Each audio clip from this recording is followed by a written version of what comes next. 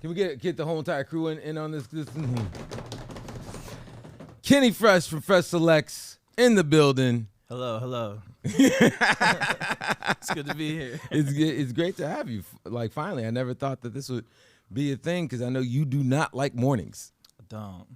Or talking too much. Or being in public things. But for you, I'm here.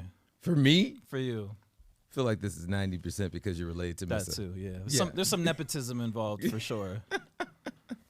Nah, man, it's dope to have you. Oh, throw me my diabetic pill because they're gonna definitely see it over there, but I can hide it over here. But yeah, man, it's good to have you on, man. You what were you up to this weekend? I don't remember. What did I do this weekend? I don't know. Is that from us growing in age and us all being washed, or is that more from you were like, let me go get some Henny?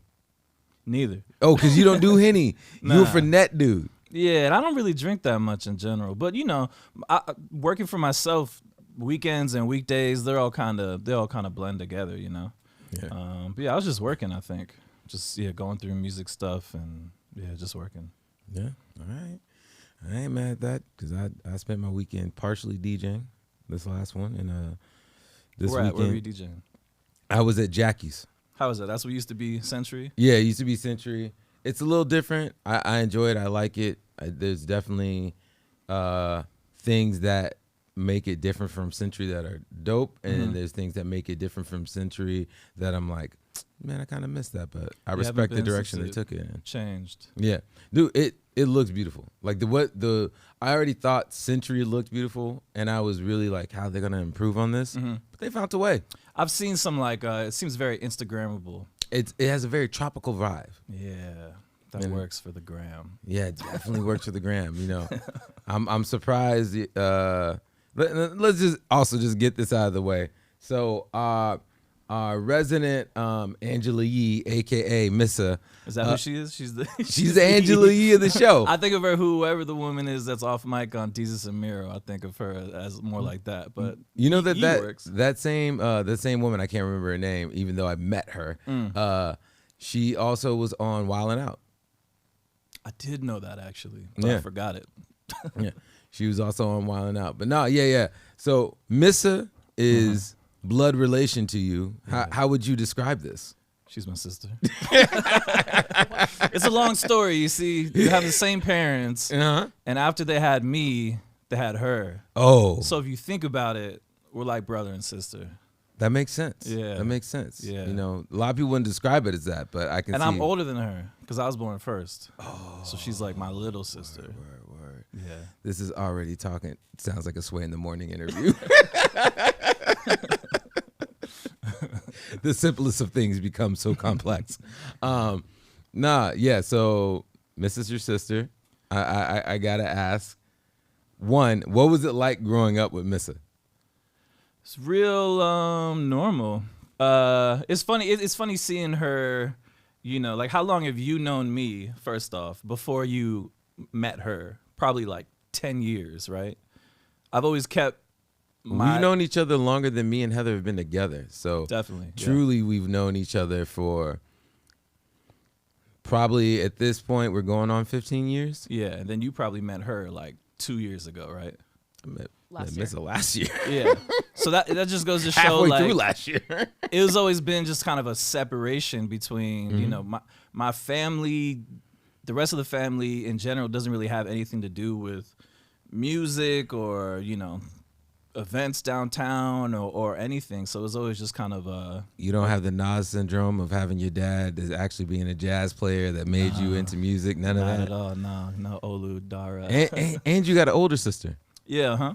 But she was never interested in this, and she never like would come to parties or anything. So I just never even really like considered it. So then in the last year or so, when she started getting more involved, I was like, oh, that's weird. Yeah. And especially like I kind of stopped going out, even like right at like 2019, I like barely went out at all. And that's kind of when she started going out.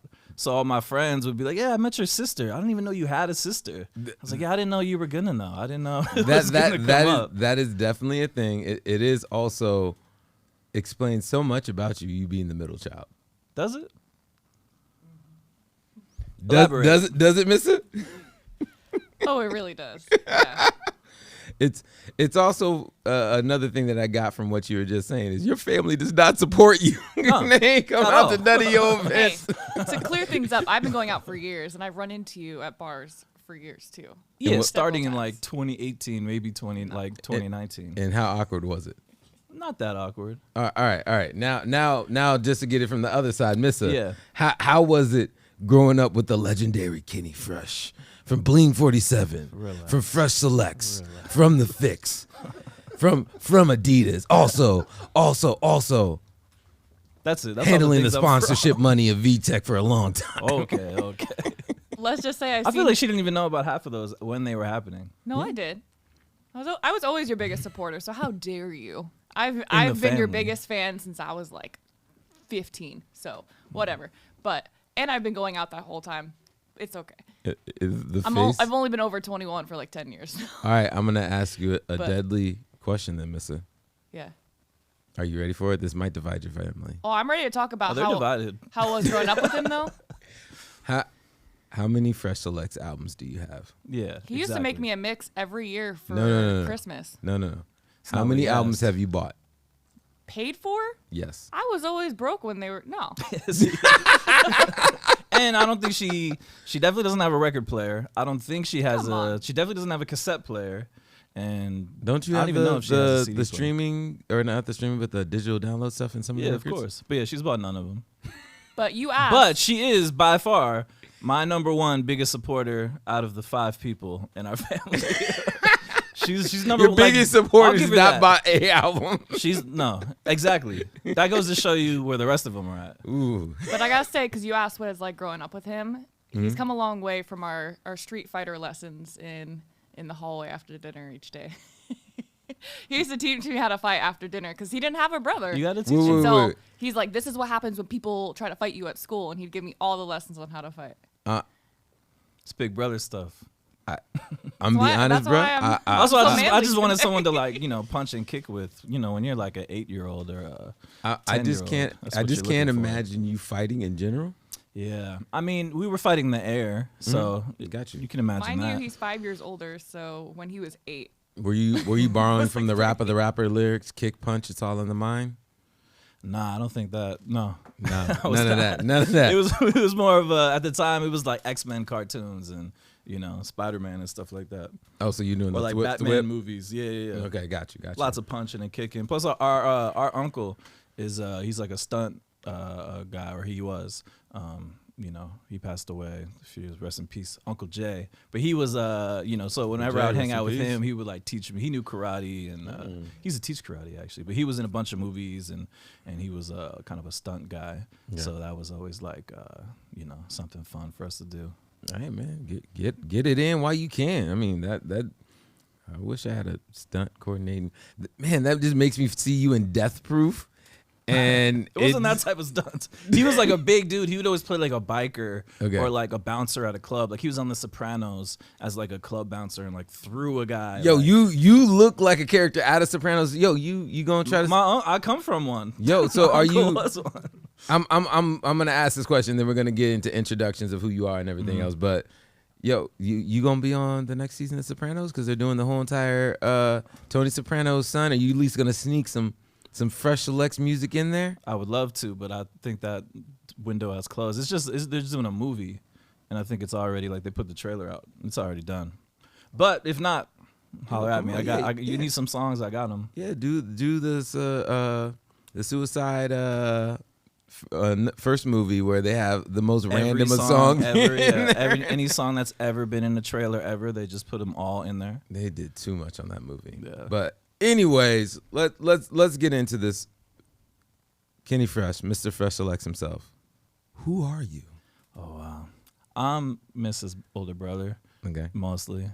That's now I've become defined by that because now she's like this, important person in the scene and it's a real community builder. Everyone's don't let it go to her head. I name drop her to like get into parties and like doors open when you mention her. So she got name drop me to get into parties. Yeah, but I name drop her and then they're like, oh, she knows Kevin. Okay. Then, yeah. Ronan Rock. Yeah, that too. Come on. I didn't mean to use your government, man. Yo, man, you fully use the government. I got them out here looking for me. Now for good things. But no. So first off, how did you get in the music game? Because I know that Bling 47 was a big part of it, but it was also OK Player. Yeah, I mean, OK Player is just kind of first off, OK Player is a website that was started by Questlove of The Roots. Mm-hmm. They had a message board. They later turned into a blog. But when I was a kid, me and her, we grew up in Beaverton. Well, we moved out here right when I started high school. So wasn't too many. I would eventually go on to meet people in high school that were into, the type of music that I liked. But at first, when we, moved out here, there wasn't much. So OK Player was kind of where I could go. And, before social media and all that, like message boards were kind of the place to,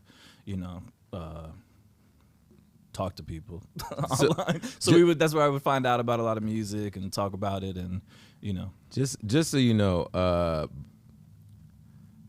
Mr. Kenny of the Fresh is a literary scholar. And I say this because, you were on the message boards, but that also led you into doing other stuff, which we'll get into later. Mm-hmm. But yeah, man, you always been good with maybe it comes from you reading liner notes way too much. That's like some of the only reading I do. But you talking about music has always brought a breath of fresh air, and you being on the message boards, I always thought was gonna lead to you doing like Rolling Stone articles and stuff like that. Yeah, I mean, so how it kind of progressed is through that. I would just talk about all my favorite artists on there, and especially at the time, there were artists that. OK Player was a great place because they would talk about kind of obscure, up and coming, independent. Not only like there was a bunch of places on the internet for hip hop, and but that was cool. Hip hop. Yeah, but they were one of the few places for also like for R&B and for soul and for jazz music and for learning about like all of the records that you need to know if you're gonna like say that you know music. You need to know Prince. You need to know Stevie Wonder. So I was 12, 13 and being like, okay, Prince, got it, Stevie Wonder, like literally making lists and, going out and finding these, records or CDs at the time. Was this around the same time that you were at FYE?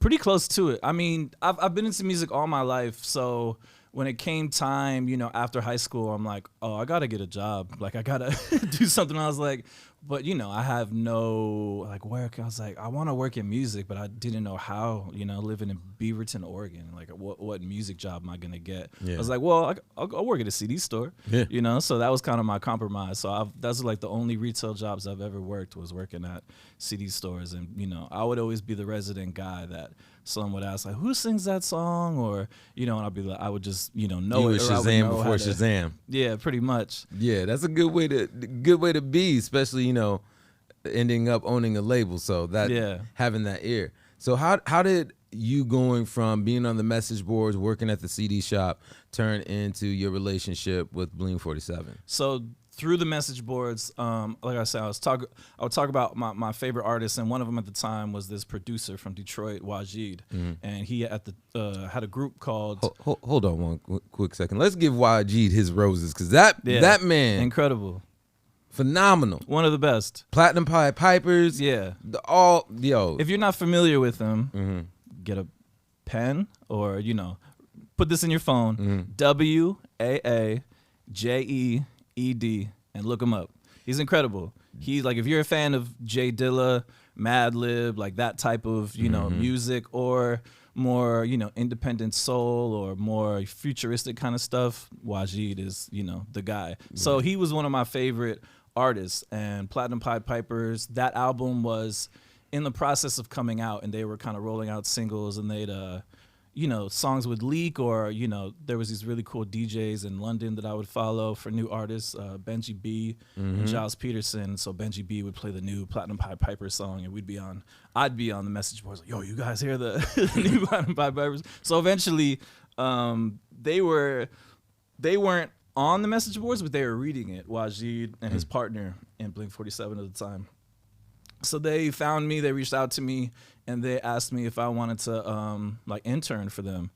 And it was perfect. It was maybe a month after I graduated high school, and at the time I had no idea what I was going to do next. I was working at FYE and just kind of figuring out, what I was going to do. I knew I wanted to work in music, but I was just like, how can I, what is there? What is the option? And then that came, and it was like, oh, this is it. Like, this is what I'm going to do.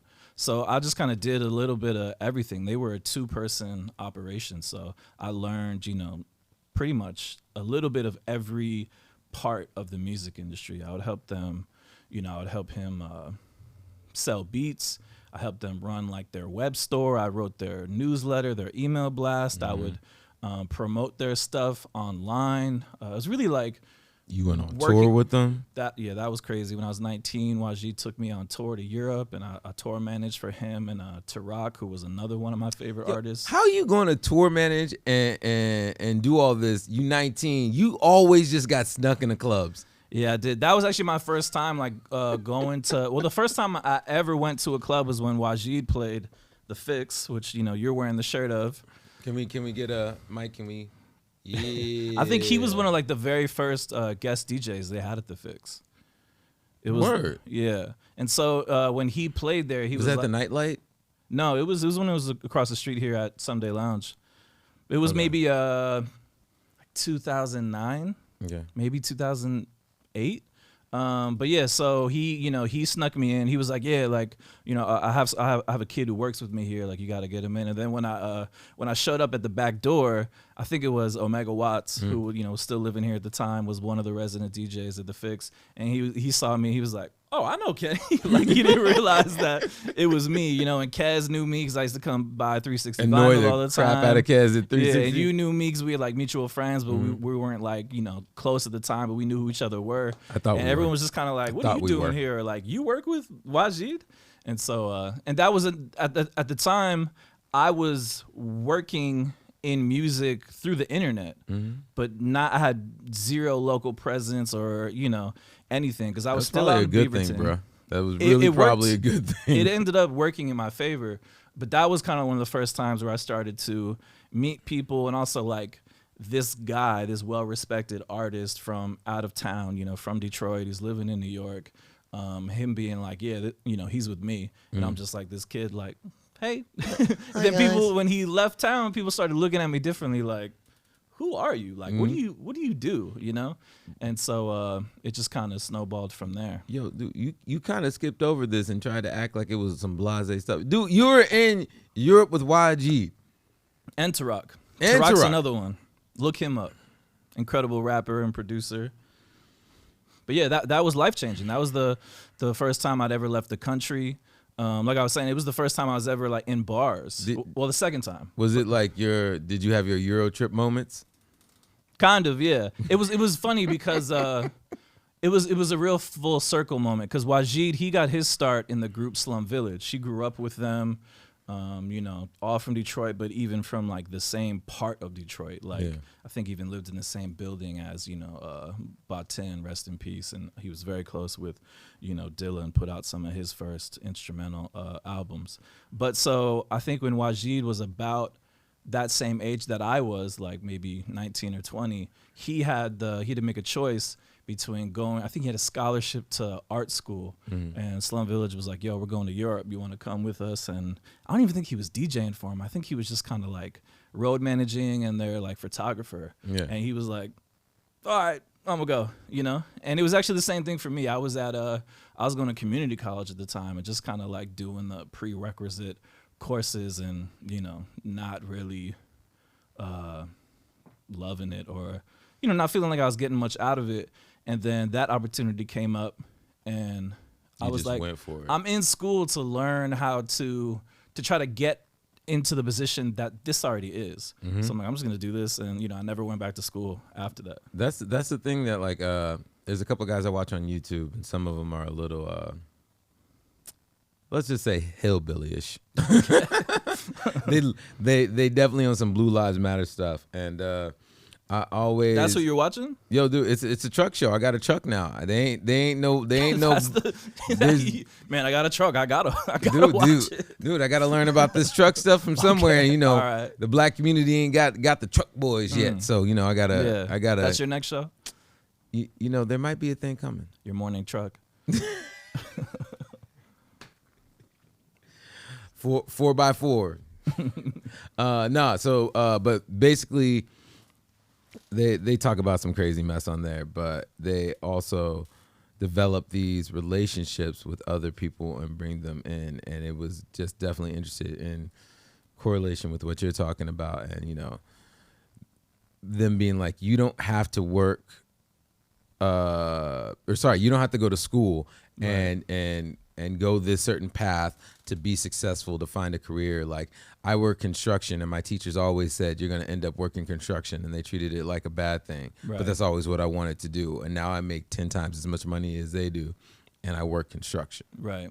And I always respect people that, I take college as a good place to meet people if you don't have the social skills or the networking within whatever you want to do that doesn't take classic training, but takes, you know, you can get a degree in it. It's like, you can be a comic book artist without ever having to gone through drawing school. Yeah. But if you need, but it helps to know someone who, you know, works in comics. Or, and then also building a network of people. So I respect that. Like, I definitely understand where that comes from and how that is such a moment for artists and for people being like, I have the opportunity to do what my dream job is right now. Yeah. Or I could stay in school and try to learn these things and hopefully one day get this opportunity that I'm getting right now. And that was also one of the first times where working in music was like a tangible, real thing for me, because my relationship with music has always been through the internet for the most, especially at that time.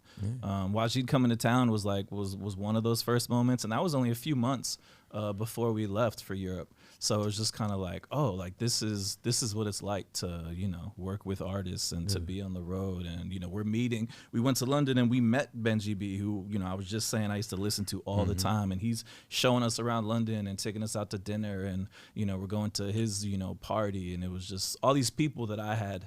Man, I met Blue in Exile, like when they were, you know, just starting. And they were another one I was a big fan of. And we had talked a little bit through MySpace. And they opened for us, and I met them. You know, hold off on talking about Blue, because we gonna get to him later. We got on more, yeah. All right, but so let's fast forward to like the moment that you decided to do Fresh Selects. Like, what brought that about? Yeah, so the Europe tour was 2007, and like I said, it made it tangible. It made it a real thing, and I just had a better sense of what it looks like to start your own thing. And that was one of the great things about Wajid, is that he had opportunities to sign to other labels, and he would do one-off projects with other independent labels, but he was all about ownership, starting your own thing, DIY. Like, if he didn't know how to do something, he would teach himself and he would learn it and he would figure it out. So for those who don't know, Fresh Selects is a music label but it didn't start out as a music label. So just some context so you guys can understand what's going on. So keep going. Yeah, man. so it kind of started. So seeing YG do that, I always looked up to him, and I was like, that's so dope, and that's always what I've wanted to do. I just didn't realize that I could, you know. And then working with someone and being a part of something that was doing it is like, oh, okay, like this is a realistic thing. You don't need to be rich or get funding from someone or need to have worked at a major label before and then, you know, leave and do your own thing. You could just start and just do it. Most of the greatest in any field start in the mailroom. Yeah, exactly. And so at the time, this was when message boards were starting to transition into becoming music blogs. And this is kind of what Spotify playlists are now. Music blogs were at the time where they were the place to discover new music. You know, people still listen to full-on albums then. Yeah, because that's how it was released. Right. And it was a lot of like it was the iTunes era. You know, so a lot of people would put out like the first single as a free download in hopes that you would buy the album on iTunes. So there was blogs were starting up. I was reading a bunch of them. There was a few I liked, but there was a lot that I didn't like, and there was a lot that I just felt was missing. Like how I said, OK Player was that place where I could talk about jazz and talk about R&B music and soul. There wasn't really a blog for that, and there wasn't really Wajid and the other artists on Blink 47 like Tiambe Lockhart and Tarak and Invincible, all these people that I loved and I thought their music was some of the best being made. No blog was talking about them. So I was like, all right, well, let me like be that blog. I'm going to start that, you know? So that's what I did. I started Fresh Selects, and, you know, I used all these people that I had met. One of the first things I posted was, Wajid gave me an exclusive Platinum Pied Piper song that never come out that had a unheard Jay Dilla verse. And this is, 2 years after he'd passed. And, they're not making new Dilla verses anymore. You know, this was like a special thing. Yeah. And so right out of the gate, we had a lot of attention, and yeah, it just kind of built from there. And then years later was when, I felt like, again, I was like, I could do a music blog, but I never thought I could do a record label. Like, even seeing Wajid do it, I'm like, yeah, but he's Wajid. Like, he's an artist. Like, I don't have any money. But then Bandcamp came around, and I was like, I had friends, artists who I was working with through the blog, like Mind Design and Knowledge and people like that. They were selling their stuff on Bandcamp, and then they started pressing stuff onto cassette, and they were doing it in a really DIY, like literally going to like Goodwill, buying like a exercise set that have like 8 cassettes in it. And then Mind Design would literally sit there and hit record and put his album over it, and then sell it on Bandcamp. And they would, there was only 8 cassettes, but they would sell out in like 2 minutes. And I was like, that's really cool. But I'm curious. I wonder how much it would cost to like make a run of cassettes, And I looked it up, and I was dead broke at the time, already in debt. But I looked it up, and it was like, a couple $100. I was like, oh, I could put that on a credit card. Like, I could do that.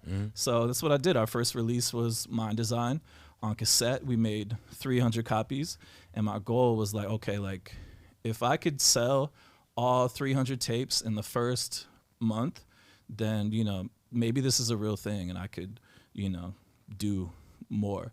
And sure enough, like the 30th day we sold our last tape, and it's just been on ever since. That was 2013, so it's been 8 years. So I like how you tell this story, but the thing I think is maybe the best thing about this interview with us is that I've been with you along the journey, not with you in participating in all of it, but I've been with you for certain parts of it.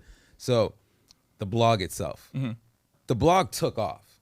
The blog was nuts. You were right there, I would say, and at least in my mind, and I feel like a lot of mutual music lovers of the underground hip-hop, soul-Aquarian type scene. Right.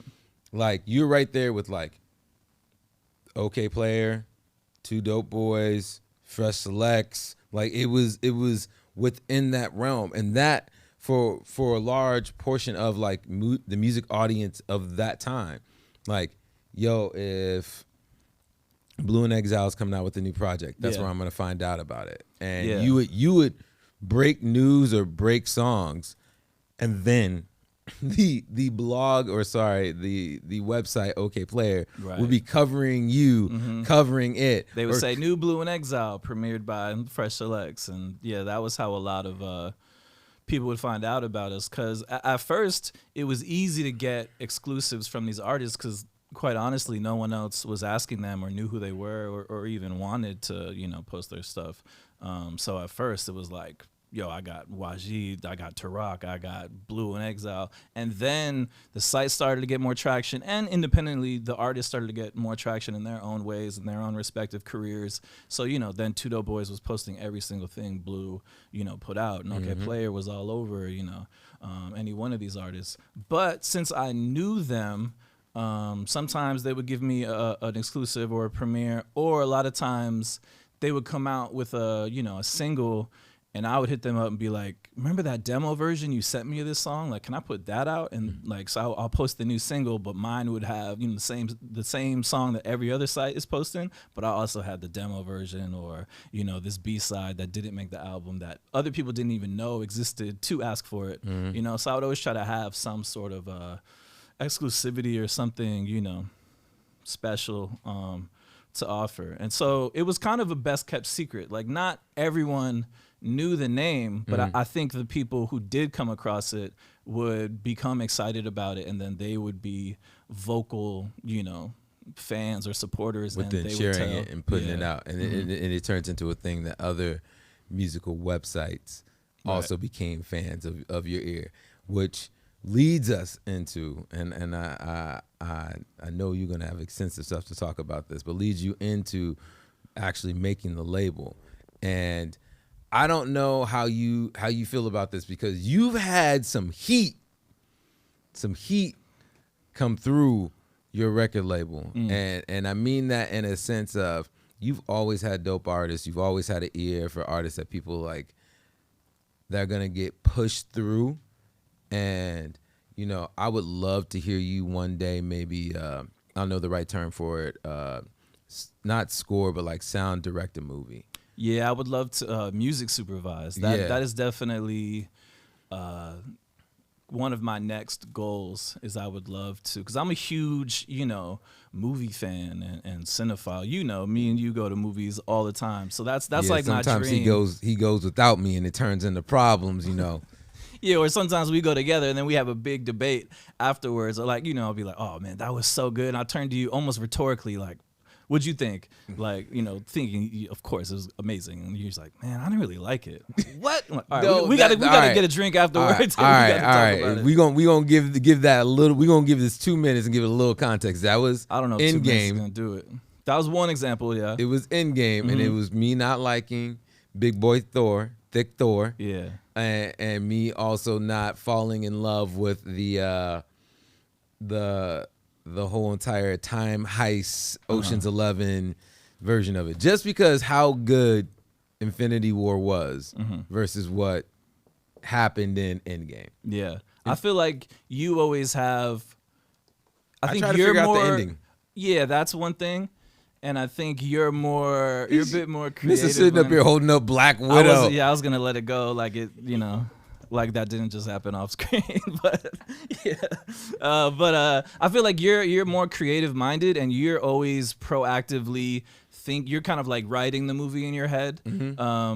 While it's unfolding or beforehand, you're like, oh, I bet you this is gonna, especially because, Infinity War left off in such a open-ended, almost cliffhanger kind of thing. And then there was like a 2-year gap where you could just kind of think about what they were gonna do. So I think, you were kind of, you had certain ideas, and then when they didn't happen, you were like, they didn't, I would have done this. And me, I go into, especially Marvel movies, like, I watch a lot of more pretentious, art films and foreign films, but with the Marvel movies, I just have fun with them, and I go into them. No, man, I have fun with them too. And the only thing is, but your fun is trying to predict and trying to. I like being surprised. I'm like, oh, yo, you didn't go that way. Yeah, I'm fine with that.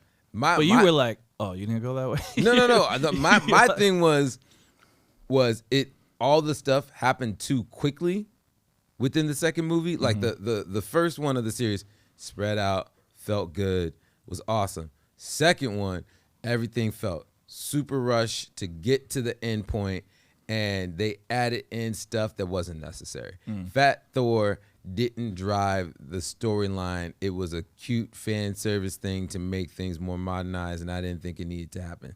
Yeah, I didn't think so. I think Marvel is really good and intentional about making sure every character and they killed Thanos in the first 30 seconds, which was amazing. Because then when it happens, you're like, what? Is the movie over? Like, is that it? But all right, it wasn't that they killed him in the first 30 seconds, it's how they killed him in the first 30 seconds. And Thor just being like, all right, in the conversation, slice off his head. It's like, you went through all this character growth and you still have this bad temper. I think, but that's what led up to it, is the fact that, you know, he missed the first time. He's been beating himself up over it. And the second he saw him, it was on site. And, you know, off with his head. I like how you said that. All right, so, let's but we could derail that. Let's get back into the music. Yeah. So But so I would love to put music in movies. Yeah. So all right. So with the label, who Mind Design was your first artist? Yeah, on the label. What year was that?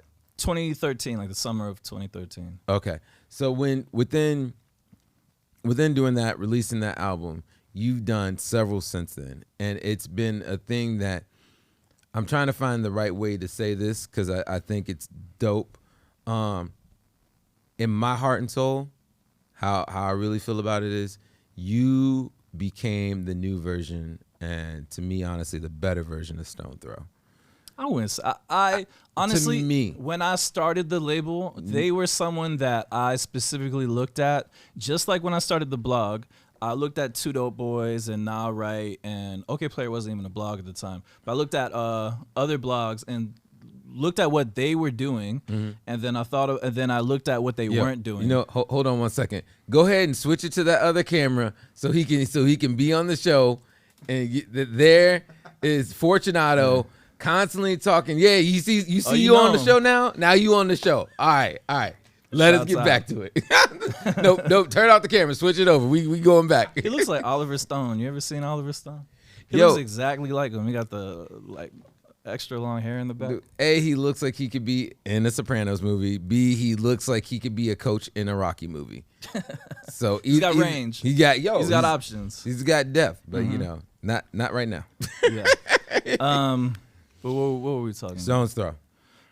So they were someone I specifically looked at it like, because they have legacy.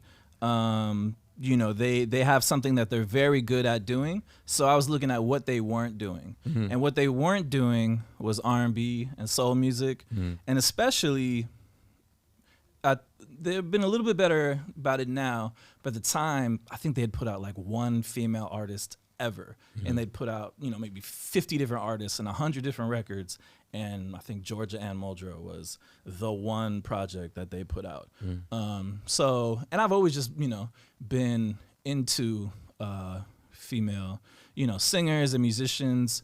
I would even, you know, kind of get like made fun of it in school when people were like my friends who I did meet in school who we did relate to on hip hop. Yeah, they weren't as into like, you know, Erykah Badu or Sade or stuff like that I really loved. They were like, yeah, it's cool, but it's kind of soft, you know. Dude, like they weren't really like it's so funny there yet. It's so funny you went out to school in Beaverton. You should have been with us in Milwaukee.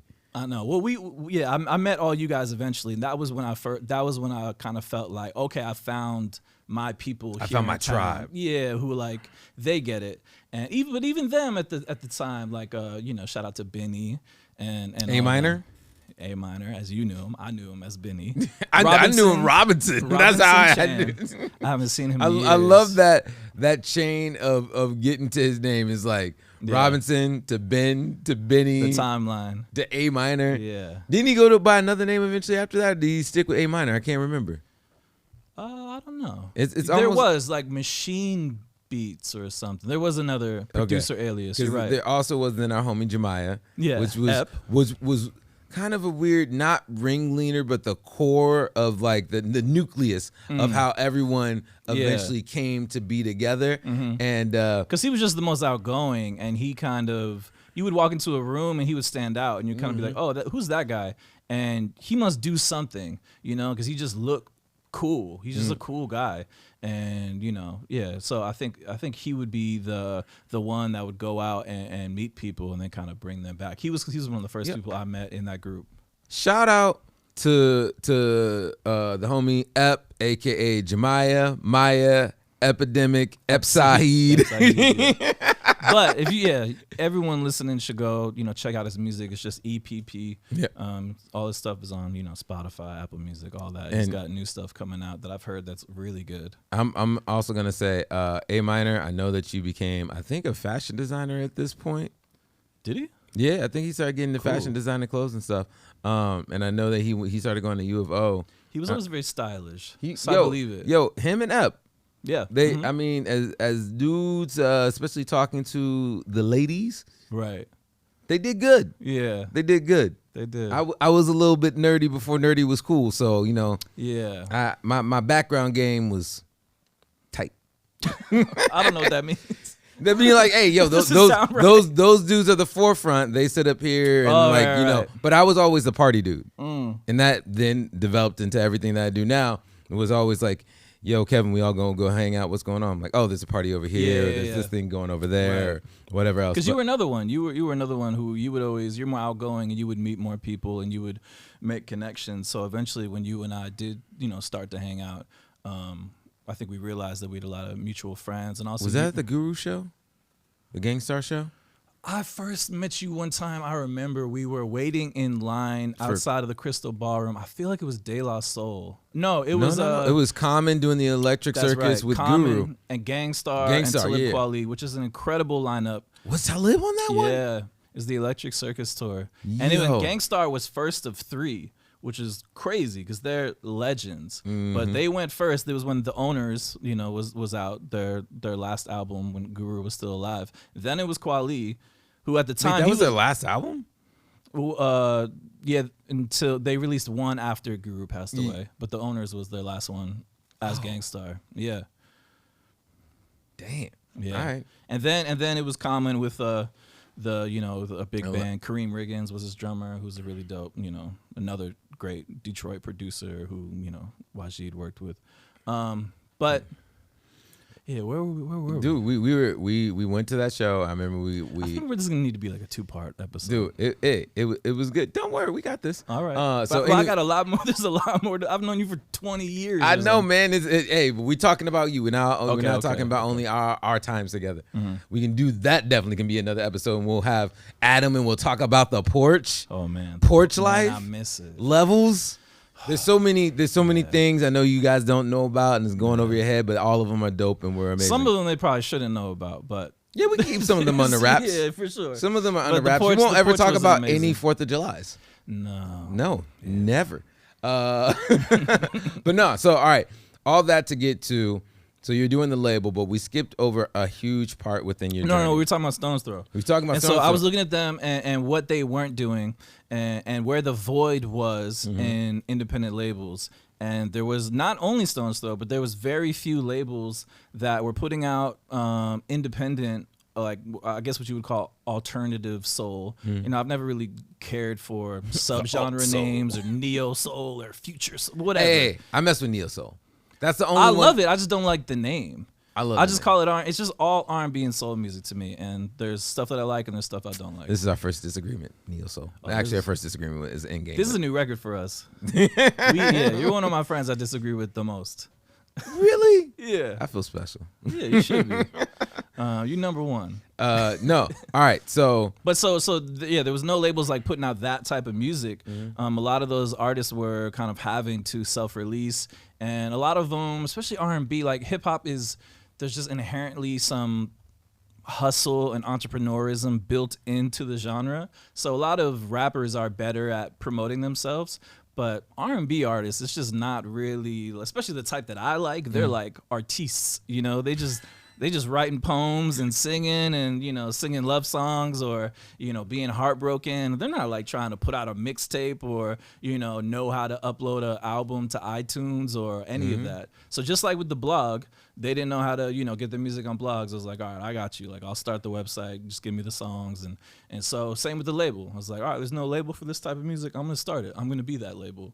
And so I specifically wanted to not be Stone's Throw, you know? Yeah. But how it worked out is the label's been going really well. And then I think, coincidentally, Stone's Throw has gone in that direction, and a lot of artists that I've put out have gone on to, you know, get signed to Stone's Throw. And that's always a funny thing within a situation like yours, where you become the new kid on the block, and you come with that heat out the gates, and everyone's like, "Yo, we didn't think this could be done. Yeah, we didn't think people wanted this. Yeah. We put out Mad Libs, so we kept putting out things that fit that vibe because that was our sound. We didn't know that we could change the game or flip the switch or whatever else. It's easy to get stuck in a formula, and I think a lot of especially when you see success, you know, when you put out a Jay Dilla or a Mad Lib or a Mad Villain, you know, album, and it just does so well, you're just kind of, well, let's do that again, or like, this is what works for us. And so I've always tried to, so that was my initial idea, and I still love that music, and I still will put that out when it comes my way, but it's no longer a void. Because of like shows like Insecure, that type of music has now become really popular. But do you feel like that kind of music's also been, to a certain extent, blended as hip hop, even though it isn't? And it always kind of was. It was always kind of the Soul Aquarian vibe of like, yo, Erykah Badu's not hip hop, but everyone. But she's also not hip hop, you know. And I've always been most attracted to artists who, if there's a Venn diagram of genres, if there's hip hop and there's soul, they're like right, you know, in the middle and on the border. Like, because I love so many different types of music that the more those get blended, or when you could tell an artist, if someone is a rapper, but you could tell they know jazz, like Q-Tip, like the way he'll just like name drop a jazz record, or the way they'll sample jazz, you know, I'm like, he's a music guy, you know? See, that's the thing though. My favorite artists are always musicians in the sense of like, it's MCs / producer / DJ. Right. And maybe the DJ isn't like a crazy thing, but like I look at Skills. Skills became one of the best DJs in the world now, and he just started. Yeah. But how his he toured with DJ Jazzy Jeff for 10 years, so you're gonna learn how to DJ. You know? But that ear though, totally. That ear is and fire. That's all it is. Like, my favorite DJs are ones that just have a great ear for music, and you know, I'm all about, I mean, it's in the name, but I'm all about selection, and you know, like just being selective and being discerning is really the biggest thing that I feel like if there's a skill or a talent that I try to focus on and try to constantly practice and get better at and develop, it's discernment. And that's how you put out, you know, people are like, how do you find the music, or how do you, you know, keep, you know, finding these artists early or putting stuff out that then goes on to do whatever. And it's really just being discerning. It's just not settling for, because I hear the same music that everyone does for the most part, but I just don't settle for stuff that's all right. You know, like, oh, that's cool, but like, I need something incredible. You know, if I'm gonna put it on the label, everything I've put out on the label, I've probably had to listen to a few thousand times. So if it's just all right, I don't want to have to listen to all right music for 1,000 times. You've been a perfectionist forever and always, and Whoopi Goldberg just walked past the window from the last episode. Whoopi Goldberg tried to break in. Oh, wow. You like, yo, I'm coming in. Shout out to Whoopi, yeah. Shout out to Whoopi. Yo, you know, go back to The View, handle your stuff. Like, your people will call our people and we'll be good. But that said, I gotta touch on this because I'm wearing the shirt, and it's, you know, right. It's a large. It's a big part of our history. It's a big part of our history, but I think it's a very important part of your journey. It's true. And, you know, I don't see.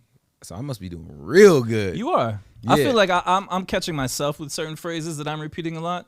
So I'm like, oh man, I get how he does it. How you sit up here and say sit up here. Yo, that's a really hard thing to manage, because sometimes you get a word blockage and you know what you want to jump to, but you don't know how to connect it. So you need that little placeholder. That I need that placeholder. It becomes like a comma or an ellipsis. It is my comma. Yeah, I get it. It's my comma that became common before B. Right. Or it might actually be my comma that became common that is B. Wow. Okay. Yeah. It's not Electric Circus. No, it's not. Your eyes still if green, only girl. It could be. Yeah, I love it. Anyways, yeah. But I think you were getting to. So getting to stuff because all right, I'm gonna get to this. So you doing all these projects, you doing Fresh Selects the blog was this great thing, and you started to recognize you didn't focus on Portland artists, and you never have solely been like, hey, I'm gonna put on Portland on the map. You've always been dope music, and if dope music happens to exist in Portland, that even better. That's my sonic range. Right, I'm gonna make sure that the world knows it, and it's a thing that I thought was incredibly dope. That just your presence in the music realm then made people start looking to Portland to see what was here, and it wasn't even necessarily you pushing Portland as a thing. Because I would guess, would you say that most people didn't know Fresh Selects was from Portland?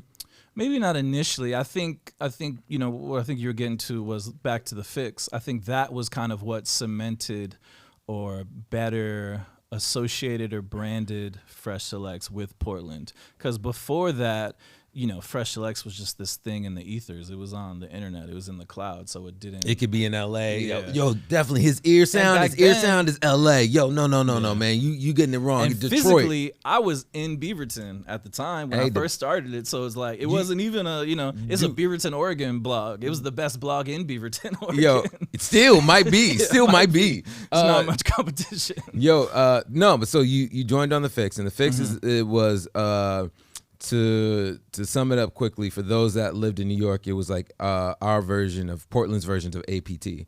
And it was a thing where we had not only the DJs that were like the top tier hip hop underground type DJs in town doing a night, but it was also at that point the top tier hip hop artists in Portland doing a night. So it'd be essentially if like Blue, Exile, and I don't know who's someone else from LA that would all be DJing a party. Kind of like the Do Over. You know, the Do Over was Aloe Black and you know Jamie worked at Stone's Throw at the time, and Chris Haycock was in the scene. So but I know what you're trying to say. Where it was just like every city should, and a lot of them do, have that one place for people like us. Like I was saying, OK Player was for message boards. What I wanted Fresh Selects to be for blogs. The fix was for parties. So where you could go and hear Little Brother, and you could hear Sade, and they would play some of the, they play a Biggie song or maybe a Jay-Z song, but for the most part, Kez ain't never playing a Jay-Z song. Not him. Maybe now though. I feel like he might now. But it was like, but you could go anywhere and hear a Jay-Z song, you know. And back in the days, we would, there used to be so many options here in Chinatown where we would go to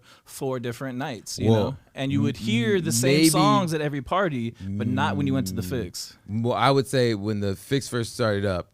And not when it first started, but when the fix was first. Thursday nights were more popping than Friday nights. Totally. Definitely. And to this day, Thursdays are like my favorite day of the week. Especially to go when out. When the Leaves and Laces event was on a Thursday, I told her like, oh, that's Thursday is like, that's the perfect day. Like that's the day. Like it's not, I love Thursdays and Sundays. Fridays and Saturdays are for everyone else. Everyone goes out on a Friday and Saturday. Thursday, you could play Tribe Called Quest. You could play, Marvin Gaye, whatever. And yeah, Sundays, same thing. But yeah, so the fix was a weekly party every Thursday. 3 resident DJs. Initially, it was DJ Kez from 360 Vinyl.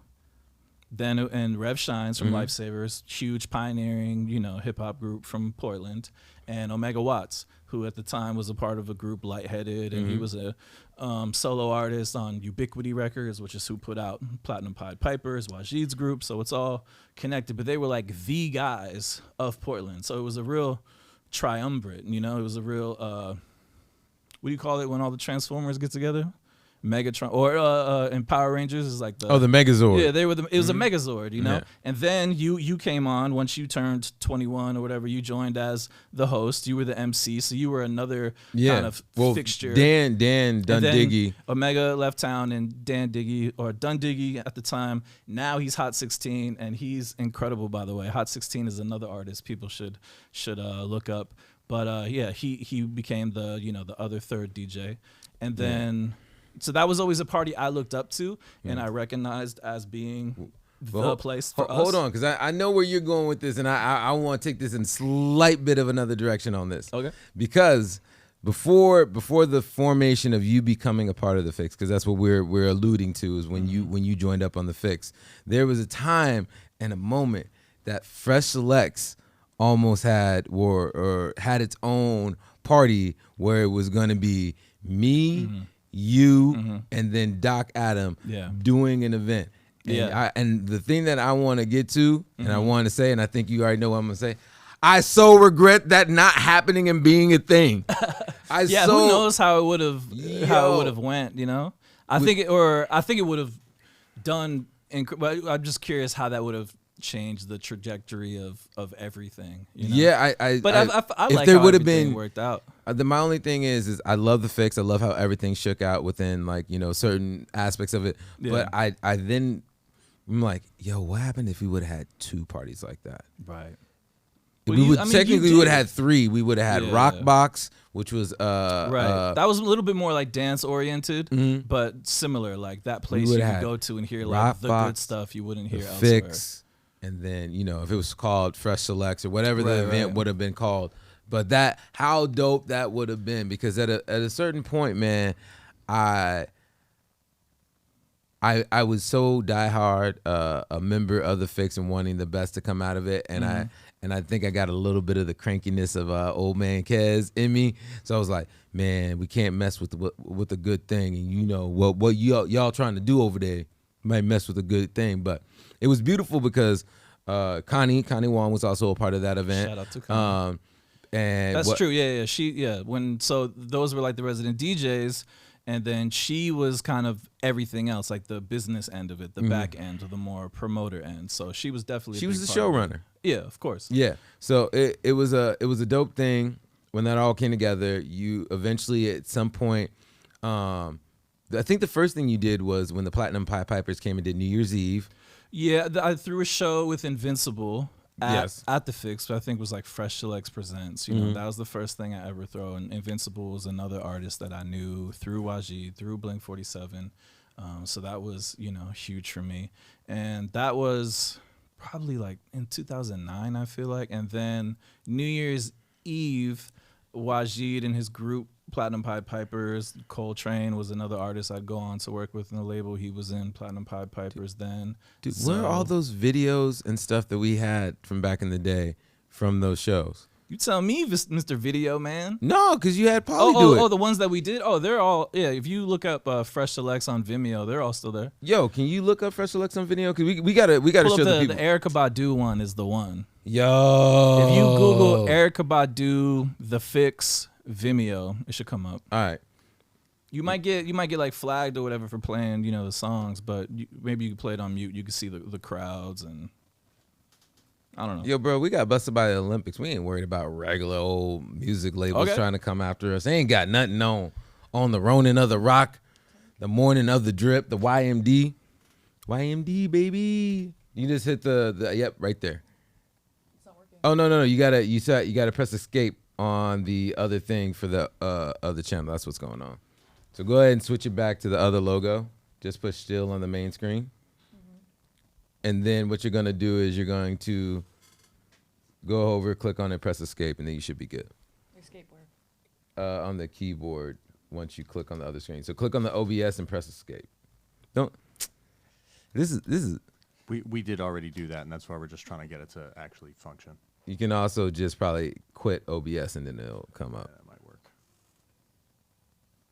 So the Fix was revolutionary because now a lot of people do like silent parties. This is the first one where there was no lights. It was very dark. That's why you see the black. This was that was the Fix. It was the first blind party where everyone, you know, we wanted to emulate, you know, Stevie Wonder and Ray Charles and you know, everyone, and you couldn't see anything. I still regret that there hasn't been. Footage looks this way. I still regret that there hasn't been a Wonderful in Portland, and I really want to bring that out. DJ Spinner has never. Spinner was the 2-year anniversary guest for the Fix. So let's. But I'm saying Wonderful is his party. I don't think he's brought it to Portland.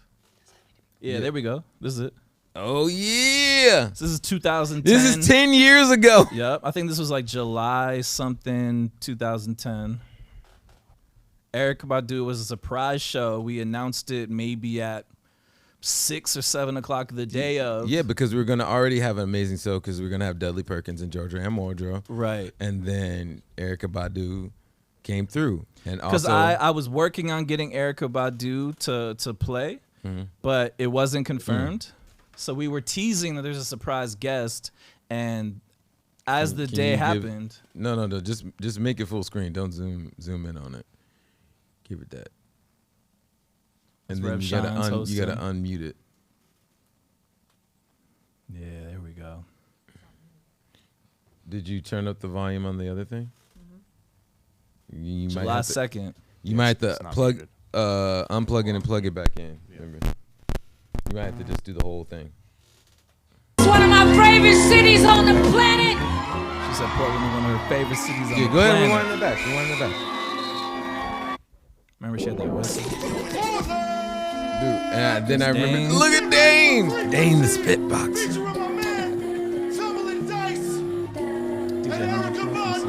That was 100? Well, he was home. This night was incredible. We broke all the fire marshal laws. Sunday lounge capacity is, statute of limitations. It's closed. I'll just say this: there was a lot of people in that room. It was shoulder to shoulder, people on top of people. But yeah, it was amazing. This was one of like the highlights of my life, really. I love that this had to be in black and white because I had it overexposed on the camera that I was operating on. Exactly what it was. But we made do, you know? Hey, I mean, shoot. This was before, it wasn't so easy to, just make a video. Like, nah, it's still just easy. I was just, hosting and everything else while doing this. It looks good in black and white. It looks good. Nah, but and this is the DJ that I supposedly, That's Rashad Tumbling Dice Smith. He's incredible. He produced like Busta Rhymes, Woo-Ha, that you on. He's like a legendary producer. Look, there's Renee. Yeah, Renee was there. Everyone was there. Seeing all these young faces. Women came out that night too. But the fix was a weird thing. We had That's what I loved about it, because so many times when a party is like the underground, you got a bunch of old dudes in new era hats, and that's exactly what I didn't want the blog. Nothing I've done I ever wanted to be that. I've always wanted, it to appeal to women first and foremost, and then if dudes are into it, cool, they can come too. But this, women always came out to the fix. It was always a good like 50-50. This night it was like 75-80% women. Yo, it was great. The best thing about this was, all right, she's blowing the whistle, she's doing all that, was the DJ booth kick. Remember the record skipped? So the record skipped, and then the DJ messed up, but instead of calling out the DJ and like making it obvious because the music stopped, she blamed it on me, saying that I kicked the DJ booth, but I was all the way across on the other side of the stage. Yo, dude, I'll take that L. Yeah. That was all. I was all good with it. But nah, man, this was like such an amazing night, such an amazing time. She also had the bracelets like she was Ghostface Killer on, or she was in the gauntlets. Yep. But nah, so it was dope. I remember when we snuck her in the building. So we had Georgia Ann Muldrow and Dudley Perkins. Georgia Ann Muldrow had her baby there. What do you mean? They had their kid with them.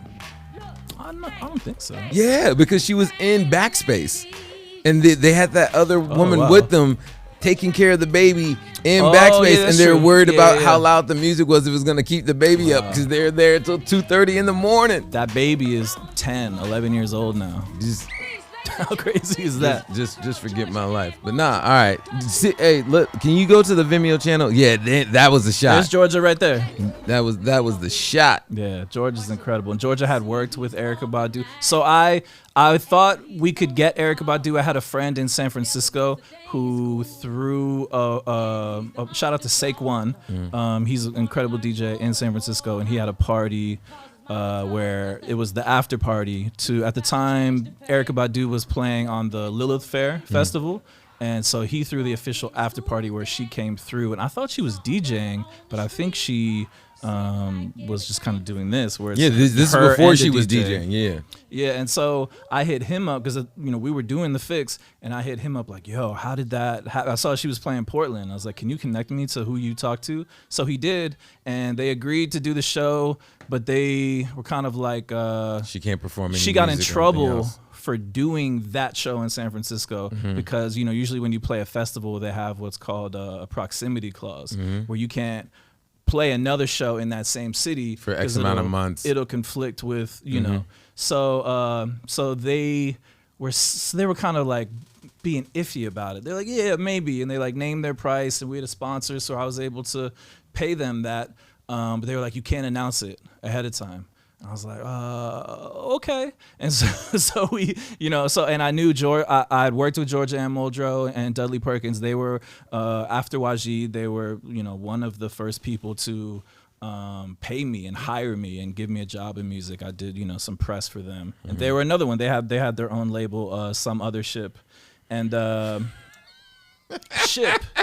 Ship with a P. I know. That sounds like- FCC. I want you to know it was Some Other Ship with a That P. sounds like something that Andre 3000 would have been a part of, or Yeah, been or like a or subsidiary like of. Parliament Funkadelic kind of, the mothership connection.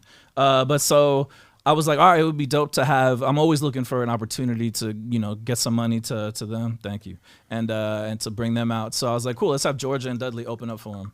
And so I couldn't announce Eric, and I didn't even know it was gonna happen. I don't really believe anything until it's tangible, or I've got a contract or something. So we were like, the Fix has a special event, a special guest. It's gonna be huge, but I can't tell you what it is. And I think some people were kind of like, okay, or like rolled their eyes or didn't really. But how believe could they us. even roll their eyes? Because we've done it so many times. Yeah, but people, I don't know. That's just what We that's what I brought felt. Freeway for $5. We did. That was incredible too. I feel like that might have. No, that was before it. But Freeway anyways. and Jake won. Yeah. But then as it got closer, they kind of ghosted me. I couldn't get a hold of her tour manager, who was the one who I talked to, because I think he was like, we got in big trouble for the same. Like, we really can't do that again, And so Rev Shines, shout out to him. He really saved the day because he knew the guitarist in Erykah Badu's band. So he went to her show at Lilith Fair just to hang out with his friend and backstage, and he was telling them, he was like, yeah, you all were gonna play my party afterwards, but I think it didn't come through. And Michael was like, that was her guitarist, Michael Feingold. He was like, oh really? Like, I don't think why didn't it happen? He's like, I don't know, I just think it didn't work out, or like we couldn't get a hold of the manager. He was like, really? And then whatever happened, he talked to Erykah, or he was like, do you want to do this? Like, let's do it. And I think it worked out in our favor because something with how the festival was running, she had a really short set. She only played for like 20 or 30 minutes or something. Yeah. So I think she felt a little unfulfilled, and I think our agreement with them was that She didn't have to perform any of her music, but she kind of hosted the party. well, that was the other stipulation, is that, so then I talked to the guy, and he actually doubled the price of what it was before. But we had What? Yeah, because he, but I'm not mad at him because he could, and and we had a sponsor, so I went back to the sponsor. Oh, there was also and that I was problem. like, no, it was we had a sponsor, so I went to them and told them like, hey, the price is double, but we could do this like for sure. This could happen. They were like, okay, yeah. Shout out to VTech, Tom Bacon, like he, we never could have done that without him. We were coming out of pocket. Let's make sure we do this. Hey yo, Tom Bacon. Thank you, Tom. Thank you, Tom, for Thank doing you, all the Tom. stuff that you did man. For not only the Fix, but for hip hop shows in Portland while you could. For culture. For the culture, you did an amazing thing. We appreciated it. We appreciate it still now. Thank you, my man. You did something great. And yeah. Yeah. I'm glad you said that. Yeah. Shout out to Tom. He doesn't always get the credit he deserves. You gotta give them the roses. Definitely. But yeah, so Tom made it happen, and I was like, okay, I'll pay you double. And so then he was like, all right, but so you can announce, but you can't say that she's gonna be performing. Yes. Because that was their way around getting in, trouble with the festival. Just say, I think, special guest appearance or something or like she's that. Hosting or emceeing or whatever else. Any other context. We already had the flyer made, but then, Dan, Hot 16, done Diggy then. Nike like, hey, we graphic gotta change designer. the wording. Yeah, incredible designer. He did, all the Fix flyers. And so I'm now like in a panic, and I have to go to, and I have to pay them cash. So I need to go to the bank and get out. It was 5 figures. I needed to, and I went to the bank and I was like, hey, like I need to withdraw. They looked at, and I'm at the time 22, 23. I need this cash. I showed up to the bank with Dudley Perkins, and he. I don't. It was just the way Dudley, just me and Dudley. I think it's just an odd couple and a funny pairing to show up at a Wells Fargo and be like, I need, this much money. And they're like, let me get the manager. So there was some awkwardness, but the money was there, or I think I had a check, and I needed to cash it, and they were like, well, we're gonna triple check this. But anyways, we got the cash. We announced it, and I had to say, Erykah Badu will be at the Fix. I feel like that's all I could say. And she will be there. And as people were like, no, she's not gonna be there. Like a lot of people didn't believe it, or they're like, she's just gonna be like in the room. She's gonna be like service. In the VIP, like waving to people, or but I was also Georgia Ann Muldrow and Dudley Perkins gonna be performing, Yeah. And I think our agreement was she was gonna do 15 minutes. Was like she did a lot more than that. Well, that's what I'm saying. Because her set at Lilith Fair got cut short, she had a lot more left in her. So she ended up playing for like 30, 45 minutes. But before we, love you, Erykah, and you doing a bunch of dope shows here soon. But I do want to. Yeah, she's about to do a show in LA. In LA. Yeah, and I mean, okay. But that all being said, the one major thing that I wanted to do is like, yo, let's go down the laundry list of artists that you with VTech brought out for the Fix, because it's crazy and it doesn't make sense to a lot of people. Let's see. There was Blue and Exile, Clip Mode. They're a group that changed the game as far as what they now call lo-fi or instrumental hip hop or beats. They were Knowledge, who is produced for Kendrick and Action Bronson and everyone you could think of. Mind Design, who was the first artist I ever put out, now is on Stone's Throw. Devin who's Portland's own. He was the first artist ever put out on the blog. He's since gone on to do incredible things. And Susie Analog, she's another one where she started her own label called Never Normal Records. She's incredible in her own right. And they were a group or a collective, and they were mostly in Philly, and Devin was here, but they had never done a show together. This was one, I think, of 2 times ever where they did a show as Clip Mode. So that was one. We had Blue and Exile. Pete Rock and CL Smooth was huge. That was incredible. Jay Davey, Bilal. Bilal is one of my all-time favorite artists. Quadrin, they just got sampled by Drake. Scroll up on it real Black quick. Milk. That was a incredible one. Keys and Crates. Georgia and Dudley, like we talked about. What's this Coldplay? Coldplay came to the Fix. It was amazing. Let's fix you. But yeah, so really what it was that, Tom Bacon and VTech wanted to work with me. And it was that thing that we were talking about where Fresh Selects kind of became associated with Portland. And Tom lived in Portland, but VTech was doing a lot of really cool shows in LA. with Stone's Throw, and they would do things in Miami at Winter Music Conference, which is a big industry event every year. But he'd never done anything in Portland, and when he would talk to people, he would talk to Madlib or people at Stone's Throw or all different people in music. And when he would say he was from Portland, they were like, "Oh, you must know Kenny from Fresh Selects." And he was like, "No, I don't." And after like the fourth or fifth person who said that, I think he started to get like a little like offended or like, who is this kid? So he reached out to me out of nowhere and was like, "Hey, we should do dinner." I was like, okay.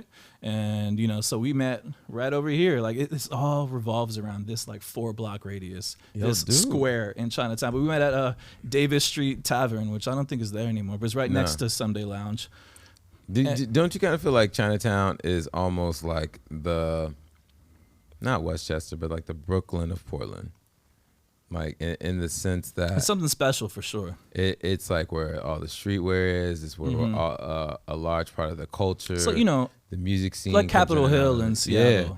So it's always like I don't know. It's just a beautiful place to me, and that's why we brought our show here. And I know I love it. It's so full circle. Even just walking here from my car is just like, wow, this you is stepping in history. These streets are like in my veins, like this 360 vinyl right down the street back in the day. That was a block away. Remember when we almost took over that store? So there 360 that vinyl. Was another one, yeah. 360 we've vinyl. Almost done a lot. We've done a lot, but we've almost done some incredibly crazy stuff. Yeah. But yeah, so there was a shop called 360 Vinyl, and at one point they were and that was going like to, the place. Like the Fix was the party. 360 Vinyl was the store. It's the only store you were gonna get, Little Brother on vinyl, or even have a shop owner who knew who that was when you asked for it. I mean, Same Underneath came out of there. Yeah. The only place you can get LRG besides at Nordstrom's in the city, right. and Zoomies. Yeah. But no, it was just it was a very dope time, and I just gotta say, within like the stuff within the Fix, and then you bringing out so much culture and stuff to it, it was amazing. And that's always what I wanted to do. I always wanted to.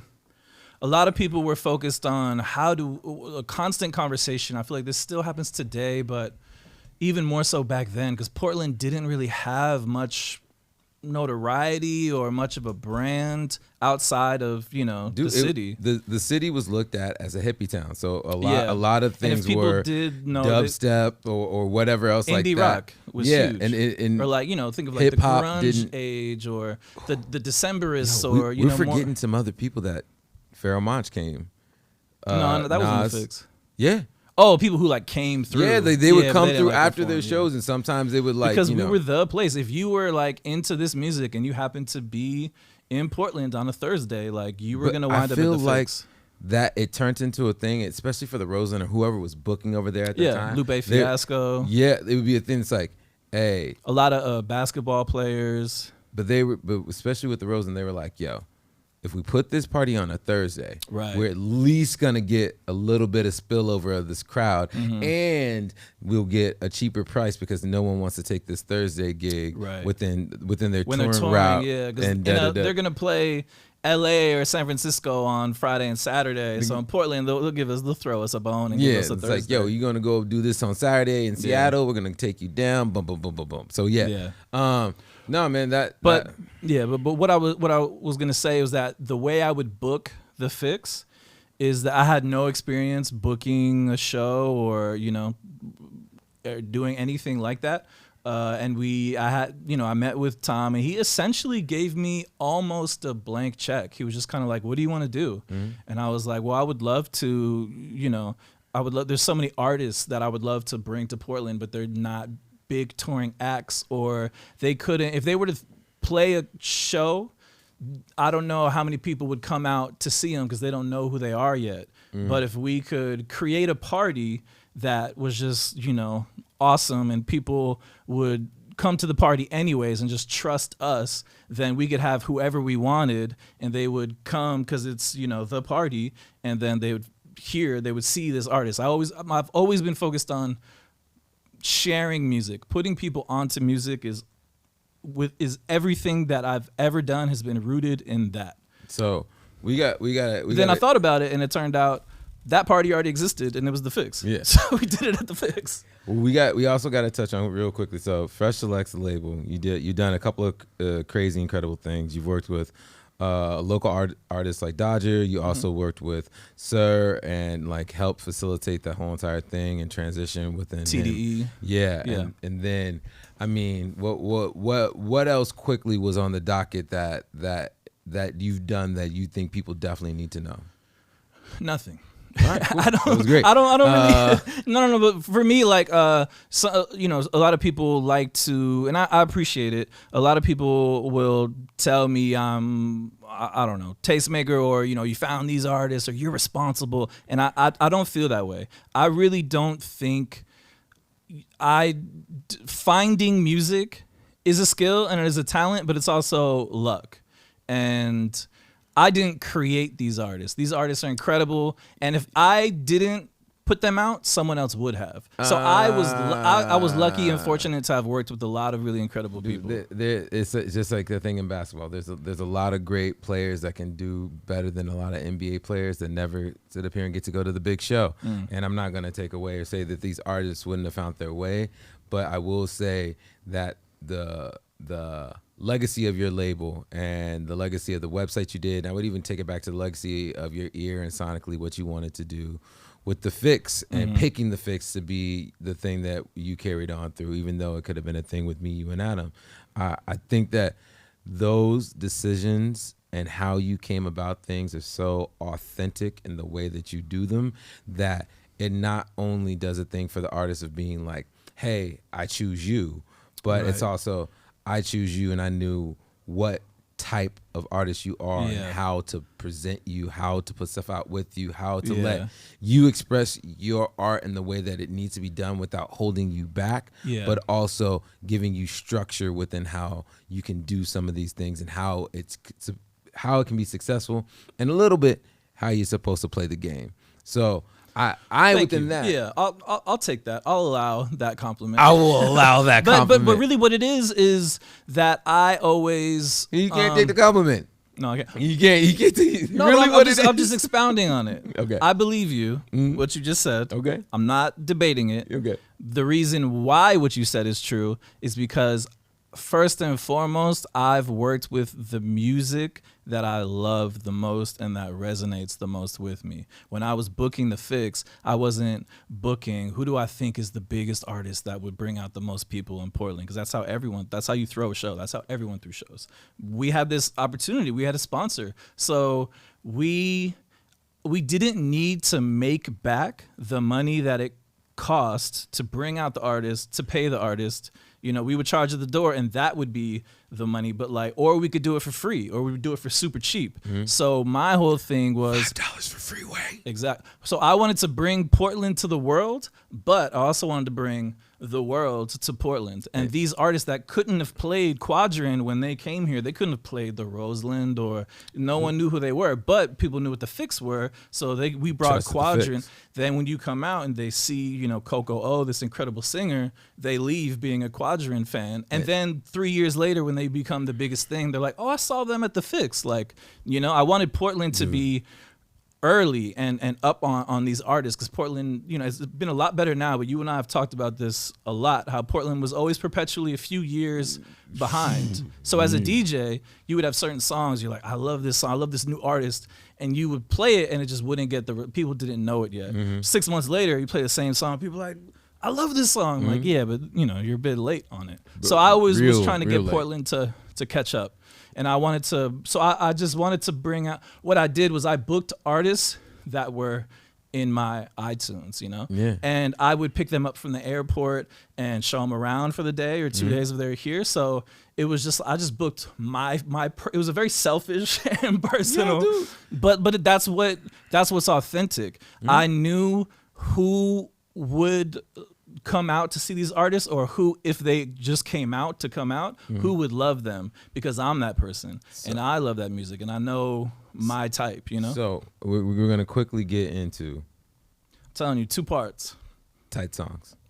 That's the latest way that I want to put people onto music. So I'm going to explain it and you just tell me if you agree with it. So we had X-Ray Radio, sister station to the Numbers, that reached out to a plethora of DJs and music tastemakers to help make this megazord of radio stations. Especially, it was a community-based radio station. And it was that same thing. It was that radio station for music lovers where there wasn't one. Yeah, so it was a thing that within that, Aaron Hall came to me and asked me to do a show, and I was definitely down to do it. Which is another full circle. Like, he was a bartender, at the Fix. Now he's, co-owner of Dig-A-Pony and Hey Love. So he's another person who's like a part of like this DNA of, our lives and what has become a part of Portland culture, and it all started at the Fix. Shout out to Aaron Hall. Yeah. But he asked me to come and be part of the radio station. From there, he talked to us like, "Yo, is there anybody else that you think that should be a part of it?" And I was just like, "Well, Fresh Lex." That 100% came from you. That is a fact. And I was just like, "Yo, you should." Thank you for that. Yeah. Yeah, and so it was a thing that he did that. And he knew me, so he was like, "Oh yeah." Like, it's so great when Portland has these moments of being like, "Why didn't I think to ask this person?" Which happens to me all the time too. Yeah, and so they made this Saturday, and eventually they brought on Cliff. At first, it was just me and you.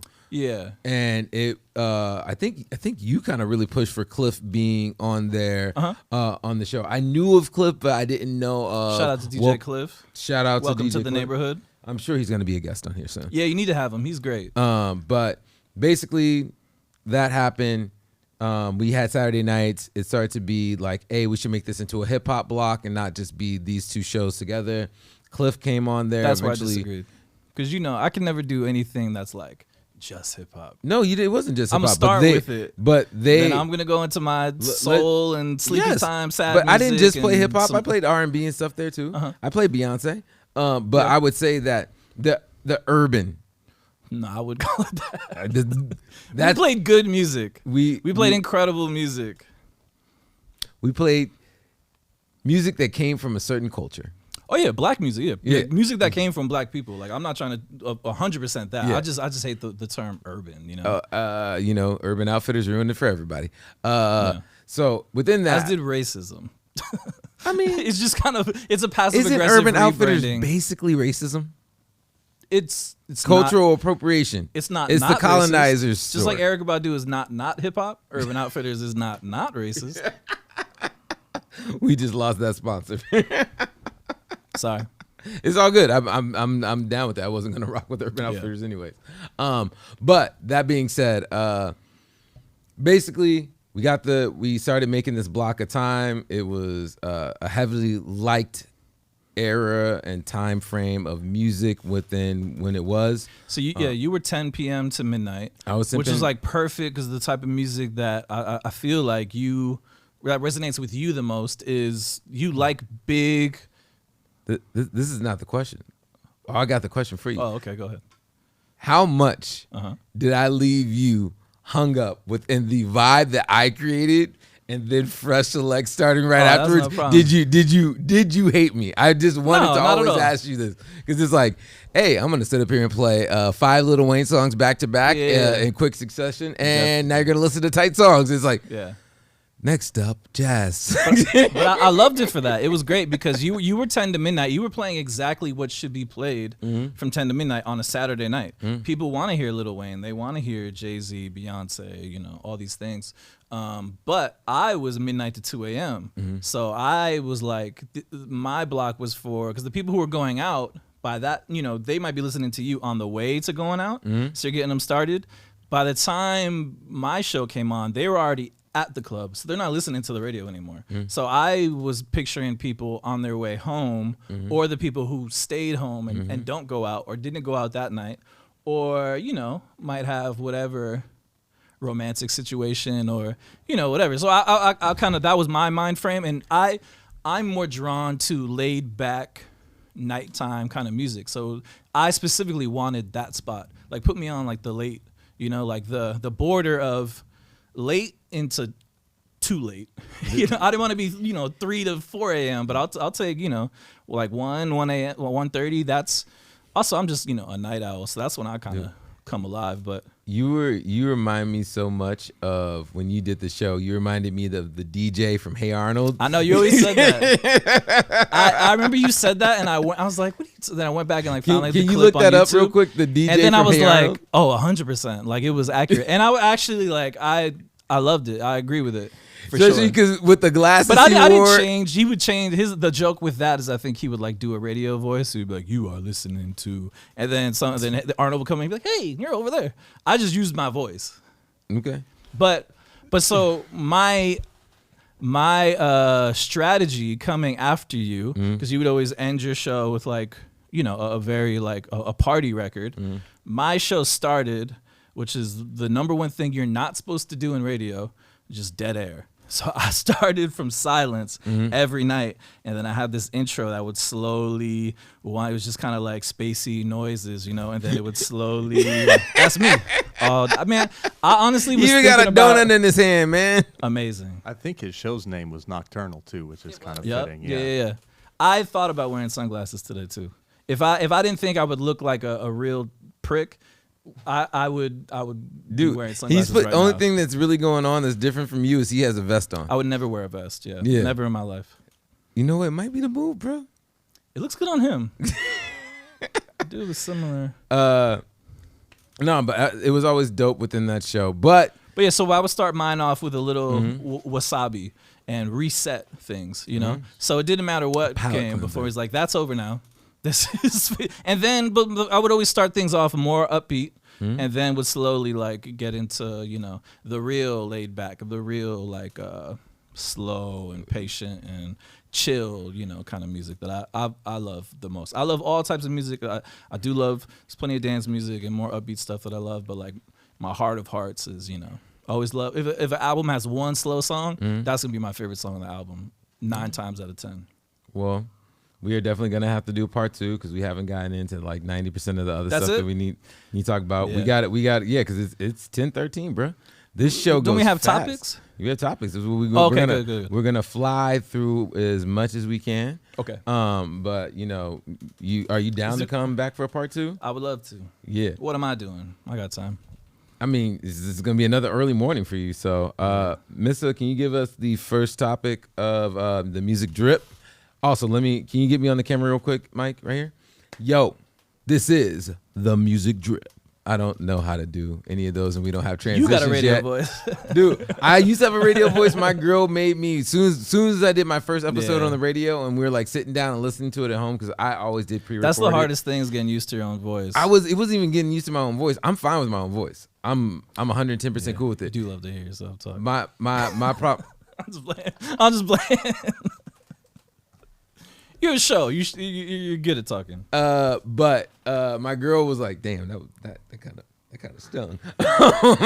My girl was just like, apologize. "What are you doing?" And I was just like, "What do you mean?" Because that's always what Heather says. She's so What great are- for that though. what Like are you so many doing? people don't have a partner that will tell them, you know, they've got something in their teeth or when they sound, you know. She's great. She might maybe a little too good at that, but it's better than not. She really, and she's like for me too. Like so many things in my life, she'll be like, "Don't wear white socks. Like it looks funny." I'm like, "Oh, really?"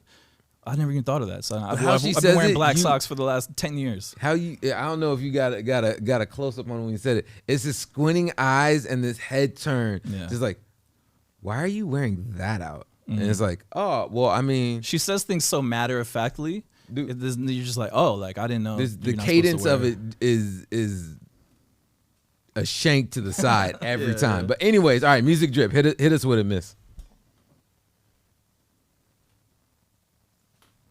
Like, So we have Ari Melber is well, just press pause on the Yeah, video okay. real quick. Ari Melber basically. It doesn't pause it, so it's a reel. All right, That's what all I'm right, saying. just You go gotta- ahead, go as ahead, soon just as you go click ahead. it, you got to start. Ari Melber basically is just using "What's Beef," Biggie's After Death track to talk about COVID. seriousness of COVID. Yeah, it all. Oh yeah, I saw he was kind So of doing my his, thing is, hey, how do you feel about Ari Melberg?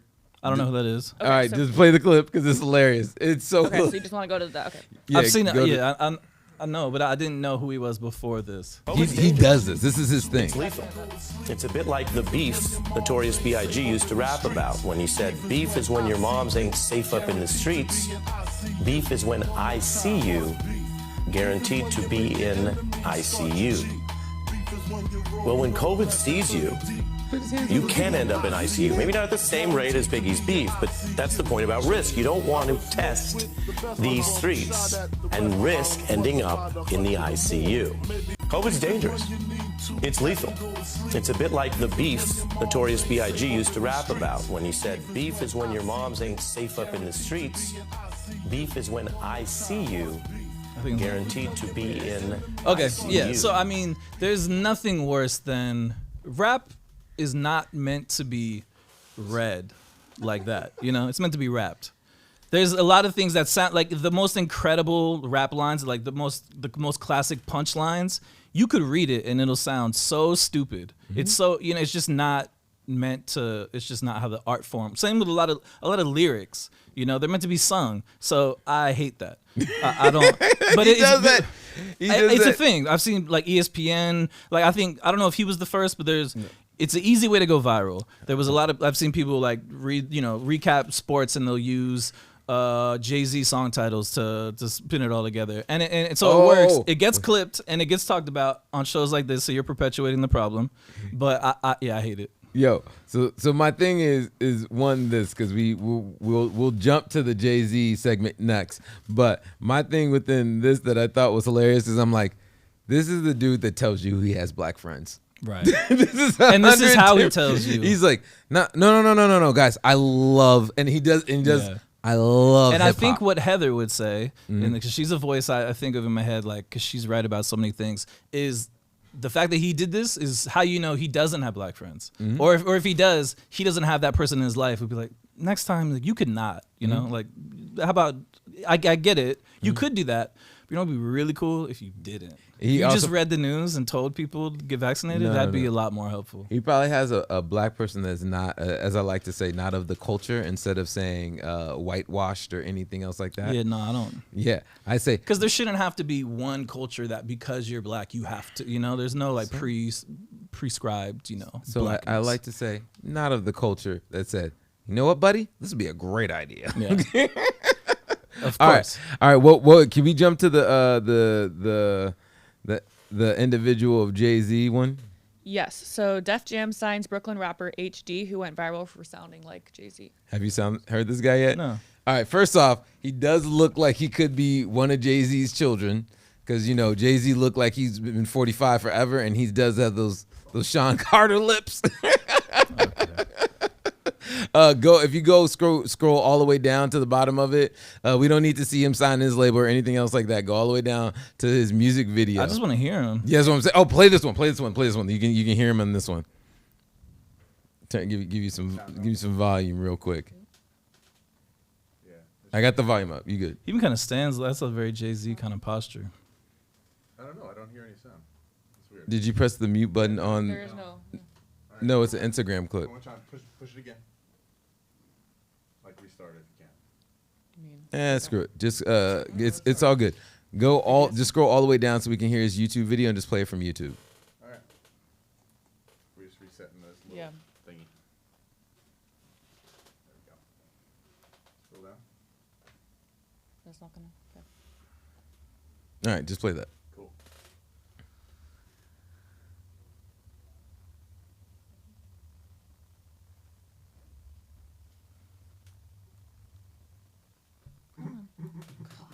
Do you not have it muted? No. No. It's just how this. I unplugged it and plugged back in. It's definitely not muted. Yeah. Okay. We gon' hustle You can add till there's nothing I left. feel like Jay-Z's one of the first to like start talking. With that being before said, he starts. however You crazy for this one, you know. Do what you do to hustle, if you just close your eyes. you hustle. I feel Marcy. I pledge to that. Even with your eyes open, it looks even more. This is like Hard Knock Life or the Anything Into the music less video. fortunate. Just skip forward to To the those verse. in the ghettos, is very visually like Jay's first album. Yeah. I 100% hear. So I got a lot of thoughts on things like this. I think Just pause it real quick. a lot of people naturally sound like other people. That's there's only so many types of voices in the world. So sometimes it's coincidental. And I'm sure this is probably the case where it started that way, but then he leaned into it and I sound a little bit like Jay-Z. Let me sound all the way like Jay-Z, which is, it's an angle, but it's not one that, that really resonates with me or is impressive. But is it not funny that he signs to Def Jam? That'd be like Action Bronson signing to Wu-Tang. Right. But it also makes sense because it's like the Rock's in here. Yeah, that's all. Yeah, right. But it's also exactly where he should sign. Like, because if it's no longer competition if you bring it in house, So it's like don't sit up here and let Shadyville or Shady exactly. Records don't go elsewhere. Because then to be like the full circle, like, hey, Jay-Z used to write for Dr. Dre. But to give him his credit, this is a starting point. He seems young. So my hope with that, if that's the end, because it's really hard to get people's attention if you're a brand new artist, to get anyone to listen to you. Everyone is a rapper now. Everyone is a producer. Everyone is making music. So to stand out, sometimes it takes a thing. So if this is his thing to stand out, it's not like the best thing that, but it's a thing and it worked. So now I hope with that attention, he grows into his own style and can, even if the voice is the same, but do different things with it. Make songs that Jay-Z wouldn't have made and, come up with his own original flair. So hopefully that's what, they do with him. So can we go to the Bruno Mars one? Because there was another one. There was, back in the day, there was a rapper named Angelus or something like that. And people were, stupid internet rumors were like, this is Jay-Z. It's under, this is doing an alias. And it was just, a guy who was kind of going out of his way to sound like him. So Bruno Mars and Anderson .Paak are in no rush to put out their Silk Sonic album. Is it Pac or is it Pac? I always thought it was Pac. I've heard him answer that question, and he said which one it was, which I already forget. But he also said that he's cool with both because he gets both so often. I always wonder about that. All right, so Anderson .Paak and Bruno Mars, they've been doing this duo. Which question? How you feel about the duo? I like it. The first song, "Leave the Door Open," I think is incredible. It's just a great song. You don't like it? No, I love it, and I love Bruno Mars. I've loved Bruno Mars for a while now. Like if Bruno Mars comes up and does a concert anywhere near Portland, I'm gonna be old white lady being like, "Yes, get it, baby." Old white lady? Yeah, I was like, wait, old white lady. Yeah, because when they go to like the Vegas concerts, throwing panties on stage. Like I ain't throwing panties. Teddy Pendergrass. I ain't throwing panties. That ain't happening. But nah, so they're saying that Mister, give us a hit of it. Yeah, basically they're just not in any rush to put it out. They just talked about it in an interview. That was about it. And I only thought it was right to have my man Kenny Fresh. No rush putting out albums fresh. Yeah. 100%. Hold on, because I got this for you. This is why I brought this one up. Okay. Because there's a certain album that you've not released that I've been wanting to get released forever.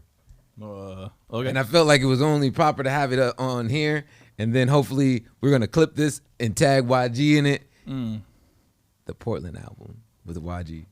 Yeah, I don't know if that'll ever happen.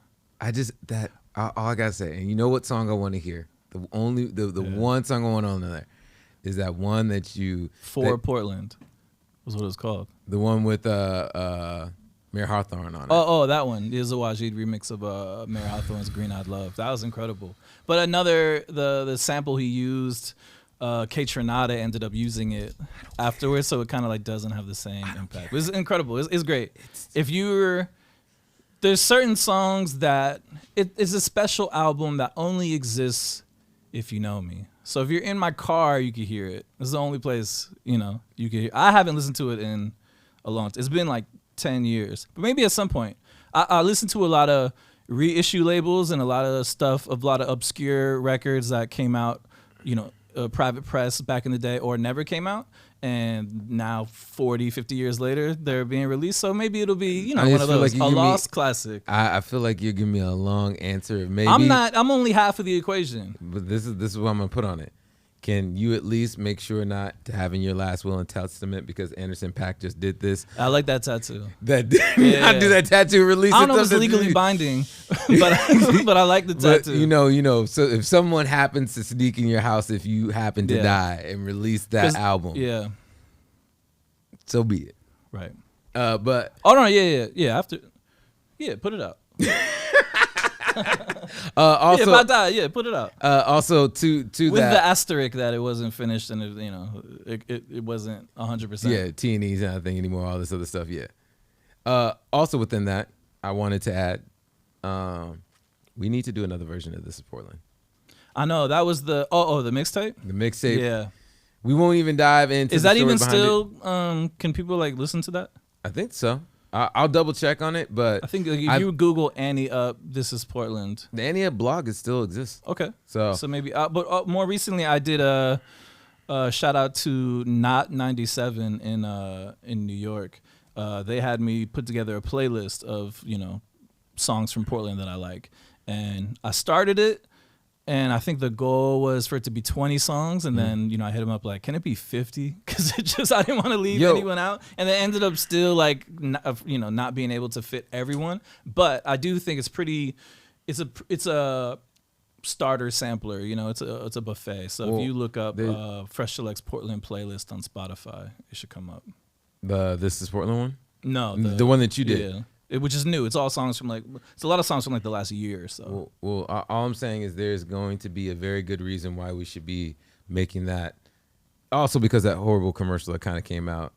It wasn't horrible. That's the wrong way to say it. The one that Dodger did called This Is Portland. And I was like, isn't it fitting? Is that what it was called? Yeah, it was called that. I was like, man, you stole my mixtape name. Hey, if Dodger got paid for it, I love it. Yo, I love it too. Yeah. Anyways, continuing on. What do we real quick on that, can I say that I love, or maybe are we gonna do grind? I'll keep that for grind your gears, because we still have another 15 minutes because we started off the clock. All right, we're gonna have to do 4 parts. Dude, I'm just saying, yo, you wanna come up here once a month on a Friday? Another thing we almost did is you for a long time were trying to get me to start a podcast with you, and I told you it would just be you and I arguing the whole time, and no one wants to hear that. Yo, that's literally but now that Charlemagne. we're doing it, I'm like, maybe it would be good. That's Charlemagne. That's Joe Budden. In fact, let's go to Joe Budden. let's go to that one. Is that the next topic? Yeah, that's the other one. Missa is she's Parks. Parks and Rec. No, Parks from Joe Budden. He's the off-camera voice. He's like the engineer. Yeah. Where's the Joe Budden under? Oh, is it not? It should be in Music Drip, wasn't it? Watching the Isley Brothers show. Man, where'd it go? That sucks. All right. Well, anyways, Joe Budden was supposed to do something with some dude with a B in his name. I can't remember it. They're supposed to release this rap album because he was recently on Joe Budden's podcast. Can you check it out real quick? See if you can find it. But basically, they said it was all for internet hype. So let's say, maybe you Kenny Fresh come on once a month. Yeah. We'll have it the reminiscing Fresh Select. I think we got all that out of the way. I think that those parts of the conversation are more fun for you and I. Mm-hmm. Next time we could talk about things that other people know. I'm just saying it's all fun. No, but yeah, so there's that situation with Joe Budden. Also, I don't know if you know, but Blue's coming out with a new album. It's already with Blue. Mickey Fax, right? Mickey Fax and Knots team up for the Narrative EP. I love it. Yeah. I listened to it. Give Blue all the money, all your money. He's a great guy. He's incredible. He's one of my favorite rappers. They were all just recently on Drink Champs, Nori and DJ EFN's show, and they were talking about it. We don't talk about other podcasts on this podcast. No, I'm joking. I'm messing with you. Well, I know. It's hypothetically, there's this show there. But anyways, he. Is this supposed to be Blue? Yeah, you don't think it looks like him? looks so angry. Well, not everyone can be, as accurate as you are. It's you have an artist's eye, so I think you look at things as like I could have done that better. With I look at everything. things like I couldn't have done that. So to me, like it looks better than a blue I would have painted. Yeah. Yeah, I love it. Give Blue your money. He deserves everything good. Knots is also an incredible producer. He's kind of an underrated, one of these people who has made a bunch of songs that you love that you didn't know were produced by him. One of my dream things to happen that I know probably won't happen, but I wish, if you did release the Portland mixtape with YG, if then you would do the reverse version of it and do a part 2 where you would have a bunch of Portland producers. Oh yeah, we do an album with that Blue. was the plan. Yeah. We even that song. So it wasn't the album wasn't Wajid and Portland. It was Wajid versus Fresh Selects. So Wajid gave me a bunch of beats to choose from, and it was the first project I ever A&R'd, where I would be like, who do I hear on this beat? And I would reach out to that artist and get them to record over it and give them feedback and kind of help make the song, which is what I do now as a record label. This is my first time doing it. It was when Fresh Selects, the blog, stopped. I did the concert series. Concert series came to an end, and I was gonna bring the website back, and I wanted to come back with something big. So Wajid, it was one of those things that I never would have asked him for. He offered it, and I was so honored and humbled that I jumped at the chance. He was like, yeah, why don't we should do a project together. Like I got all these beats I'm not using. Like let me just give them to you and make something with it. And were you gonna do the Russell Simmons at the end of the album? Because that would have been dope. You've always wanted to, but that is no longer a very good reference point. But yeah, Kevin Ronan Rock used to always want me to. You just call me Ronan. It's all good. I used to be. I love to play the wall, be behind the scenes. At the Fix. Ronan Rock was on the mic. You were the face, the voice of the party. You could have gone to the Fix, for years and never known that I was involved. You might have just seen me there. And that's how I preferred it. I'm not in any of the video. I'm not all up in the video. But Ronan Rock always wanted me to, at the end of the night, like Russell Simmons used to do at the end of Def Poetry Jam.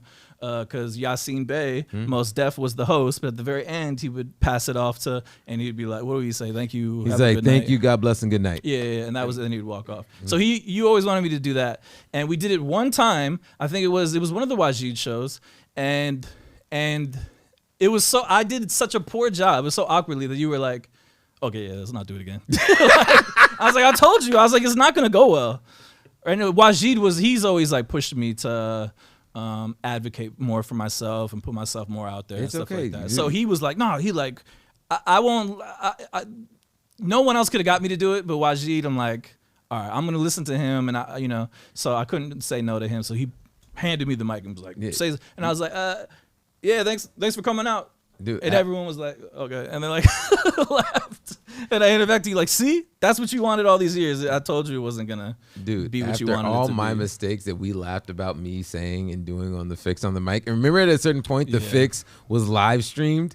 Yeah. Before things were live streamed, like the Fix was one of the first shows that were ever. You can go to the Someday Lounge's website and watch the whole show. Oh, not even the Someday Lounges. Before that, they did it like Radio in the Trees. I can't remember what it was called, but yeah, and for some reason pretty innovative, pretty like ahead of its time. Yeah, and streamed it, and it was crazy. And I remember people would have listening parties in different countries listening to the Fix, which I always thought was nuts. Yeah, Madlib was another person that we had at the Fix. That was I had a lot of people watching that one live, and that's when Twitter had started to become a thing, and a lot of people were like tweeting the Madlib DJ set. So that was another way. That was my bring Portland to the world, bring the world to Portland, then live stream Portland to the world. So it's like that Erykah Badu video like ended up on Two Dope Boys and all those blogs, and it said Portland right at it. So like I think a lot of people,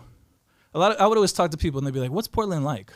What's the crazy dude, and I shouldn't bring this up, but I don't care.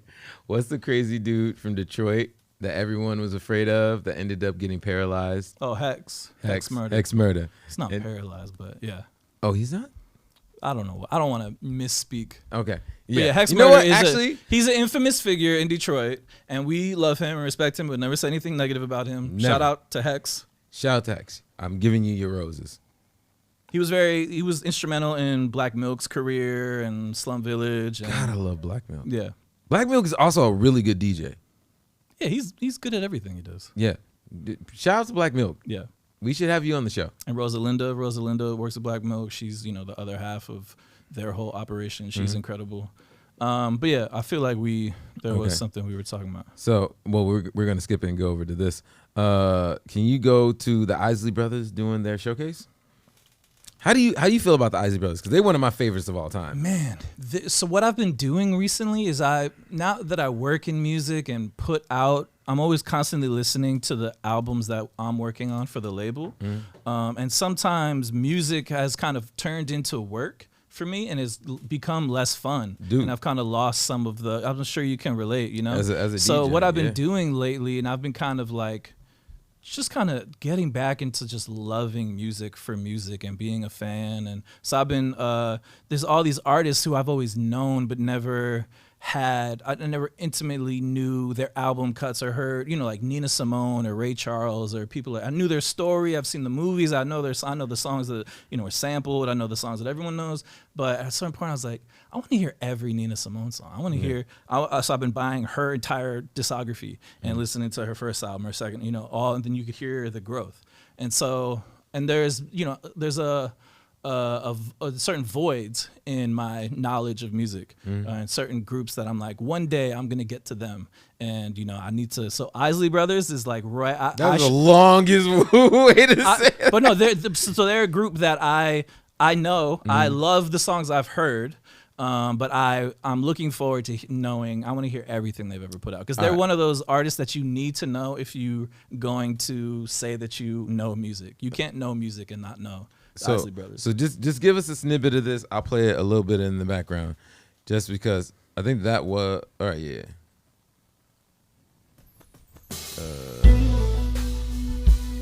You have to skip forward. Just skip all the way into like probably the middle of it. Yep, right there.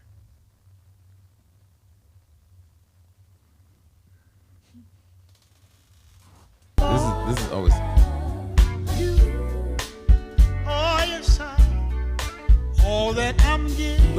Look at him looking. You know what he looks like right there? He sounds just like back in the day. The thing that's incredible about this is right now he looks like LeBron James trying to dress up like an old man. Yeah. It's like that ain't real. He's a legend. He could look like however. You got the golden microphone. Come on. Yo, man, you at a certain level, you gotta stunt just because people don't believe it unless you are. All right, you can pause it. So what I was gonna say about this is I know that we used to go out to Ron Tom's on Sundays and go get a drink and hang out or whatever else, and I was like, I need Kenny to give me input on picking out people to do Tiny Desk concerts.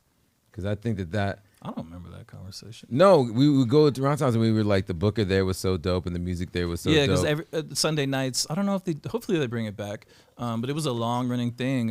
Shout out to Theo Craig. He was the one who was booking it for years. And I've actually signed artists to Fresh Selects that I first heard.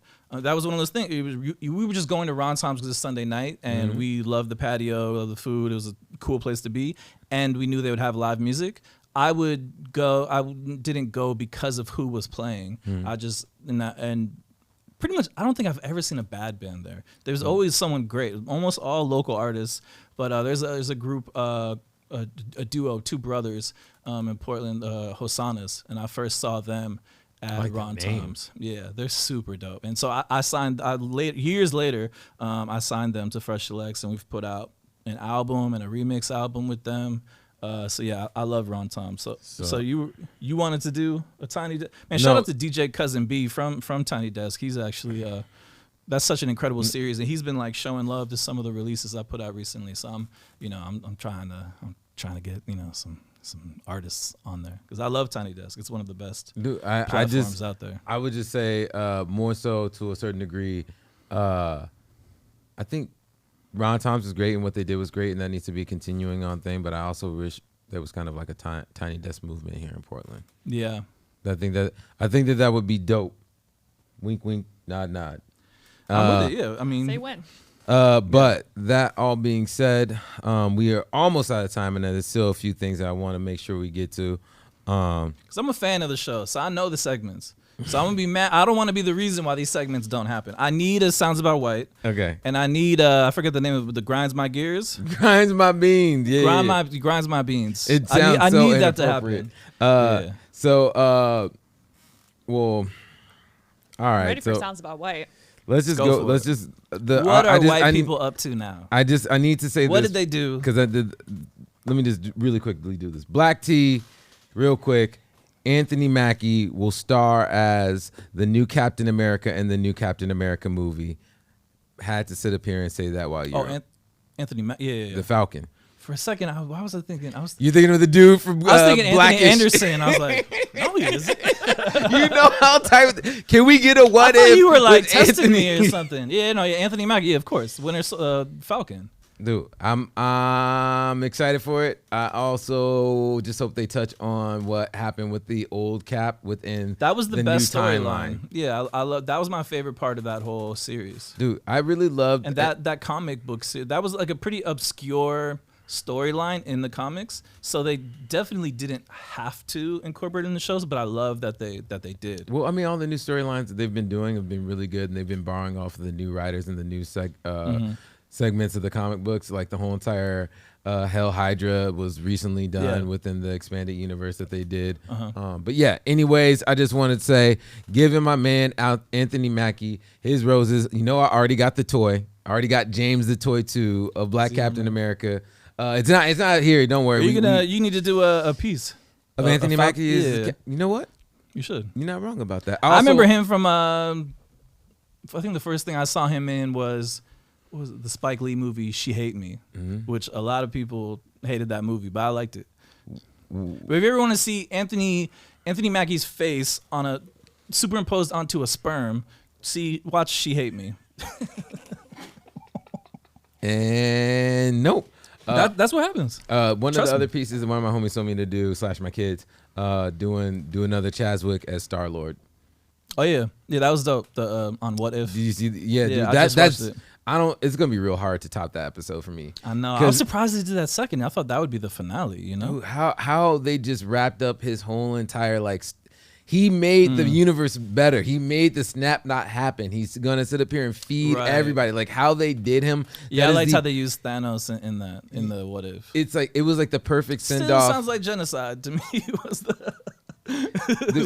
was just like the perfect ending to his wrap up, and he's still kind of Black Panther, and he goes back home, and you're like, he's still T'Challa. And they called him Cha-Cha. I'm like, man, that should have been a thing. Nebula called it Cha-Cha. Yeah, I was like, I know, like, why didn't? Yeah. But anyways, all right, that was the Sounds About White. So no, That's that the was Sounds About White? no, that was Black Tea. That was Black Tea. I'm My ready bad. for My bad. this. All right. I'm excited for this Sounds About White. All right, Sounds About White. Hit it up. Okay, so we all know, we've talked about it before, what's happening in Afghanistan right now. Super horrible. But a British student decided to go have an adventure and visit Afghanistan to experience all that is going on. So British student who traveled to Afghanistan I read that horribly. You want to take this one, bro? A British student who traveled to Afghanistan for quote-unquote adventure during the Taliban's uprising appeared to delete footage showing his evacuation after facing backlash. You think? He didn't think like man, why people don't like this? Who could have guessed that this was gonna go this way? I better delete this footage. Wait. I'm not known? understanding what happened. So what happened? So it's like suffering is Here, stop it tourism, here. the The for people that are very 21-year-old. No, go privileged. back. And he wanted to go out there and experience this happening? uprising like it Just go was to the stop it there. Universal Studios Florida or something. Who went viral after posting on the Fringe message board 4chan. See, So 4chan is where Was he live streaming that he was in Afghanistan being like, look at me? Is that what he was doing? It doesn't seem like it was live, but he just posting videos. I just want to, can you switch to the outside camera for 2 seconds? Because I just love when this happens. Homie came outside and must have loved the picture so much that he sit up here was taking a picture of the pictures. That's Love what's it. up. Yeah. But I think you made him feel nervous. He's like, oh God, a black Ran man's talking away, about me. yeah. I don't know what's going on. But no, this Important to note, is though, it says that he calls himself Lord Miles, and he purchased a fake lordship, as he traveled to Afghanistan's Yeah, capital. you could do that on. Yeah, you can do that also in Ireland. yeah. You like what it is because Lord just means you own property. plot of and land, you yeah. could buy like a square foot, and you're now a lord. There's actually people that are buying multiple of those so that they can then build land and be a king of it. Like supposedly one of the instances was someone was like basically gonna make a treehouse. And I was just like, yo, That sounds about white. That that could sounds be about it. white, but guess Yeah, what? Lord Ronan Rock is a coming. Go for it. All right. All your dreams, everything is attainable. You if that's what you want, Yo, that's not what if I a just what I lordship would want. make you feel, how you want to feel, then I support it. This I don't. I hate that. That was terrible. I Yeah. wish that didn't happen. The only thing But is I- that the people that have to pay to get lifted out of there versus Yeah. all the people that are out there How did trying he even to get back. in and out? Yo, I mean, there's so many questions, but that I have about that, but I don't even want to ask them because I mean, really, it seems like he's a troll and knew, like you have to have known that's how it was gonna go, and he just wanted the attention and wanted to shock and to offend people, and so mission accomplished. He did, but I think the worst thing you could do about a situation like that or about a person like that is talk about him, because now we've said his name has been in all these places. Like, let's forget about him and give him zero attention, and so mission was not accomplished. Like, I don't know who I'm gonna forget his name immediately, and I think it's stupid, but you can't feed the trolls. I mean, sometimes I just like to push them off their bridge. Yeah, that's not feeding them. Yeah, you push them off of things for sure. All right, so we're going to do grind my beans. So what's grinding your beans? What I wanted to bring up earlier when we were talking about Silk Sonic was I like how they're taking their time and they're making the album they want to make, and then when it's done, then they'll release it. Sounds perfectly logical, but that's not always how it works. So it grinds my beans when people announce a release date for a project, and then they work backwards from that. And the album's not done yet. And so a lot of times it's not even started. Like, it's gonna come out. Kanye's notorious for this. He's currently doing that right now with Donda. But plenty of people, even like on a local level, a lot of artists I work with will be like, yo, I have an album I want to put out on my birthday in 2 weeks. I'm like, okay, cool. Like, I hear it. Like, nah, I haven't made it yet. I'm like, well, then, like, what? Like, So how did you make an album first and then decide when you want to make? Because otherwise, maybe it just motivates certain people to have a deadline, which I think is fine. But let that be an internal deadline. Don't announce it, because you're more often than not you're gonna have to unannounce it or announce a delay or whatever. So always Never done that with the radio show. Yeah, right. Yeah, so for me, it's always about getting it right, taking your time with it, so you don't have to go back and do it again. Or, but sometimes, like you were saying, sometimes I can take a long time on a project, and it would have come out sooner if I had not been this way. But for me, I just want everything to be the best version of itself that it can be. So I appreciate that they're doing that with their album. They're not like this song. Their first single is taking off and it's huge. What you're supposed to do is just finish up an album immediately just to capitalize off that and not lose, the heat. But instead, they're just still promoting that single. They dropped a new song, I think, 2 weeks ago. And then, I prefer that over them being like, it's gonna come out in September, and then they either just they put out in September comes and they just put out the album they have by then, but it's not the album, or they have to push it back, and then people are disappointed. The only thing that I like about when someone has a hit single out, like they're shopping singles to see what cracks, and then they're like, all right, that's your sound, is that then other artists come out of the woodwork to work with them, and then other dope stuff kind of happens out of that. I feel like Yeah. maybe that kind of happened with Lizzo. Maybe that kind of happened, maybe not just with the first album, but with stuff that Megan Thee Stallion's been putting out. Yeah. That it was just like Your sound can get adopted before you even get a chance to really put out your full statement and your full album. That's a good point. So on my end of the grinding the beans, and I've kind of talked and touched upon the bike lanes, but I'm gonna dive into the bikers. Got Missa already shaking her head. She don't like it. Nah. So I actually am an avid biker. I used to ride BMX when I was a kid. Love it. Always will.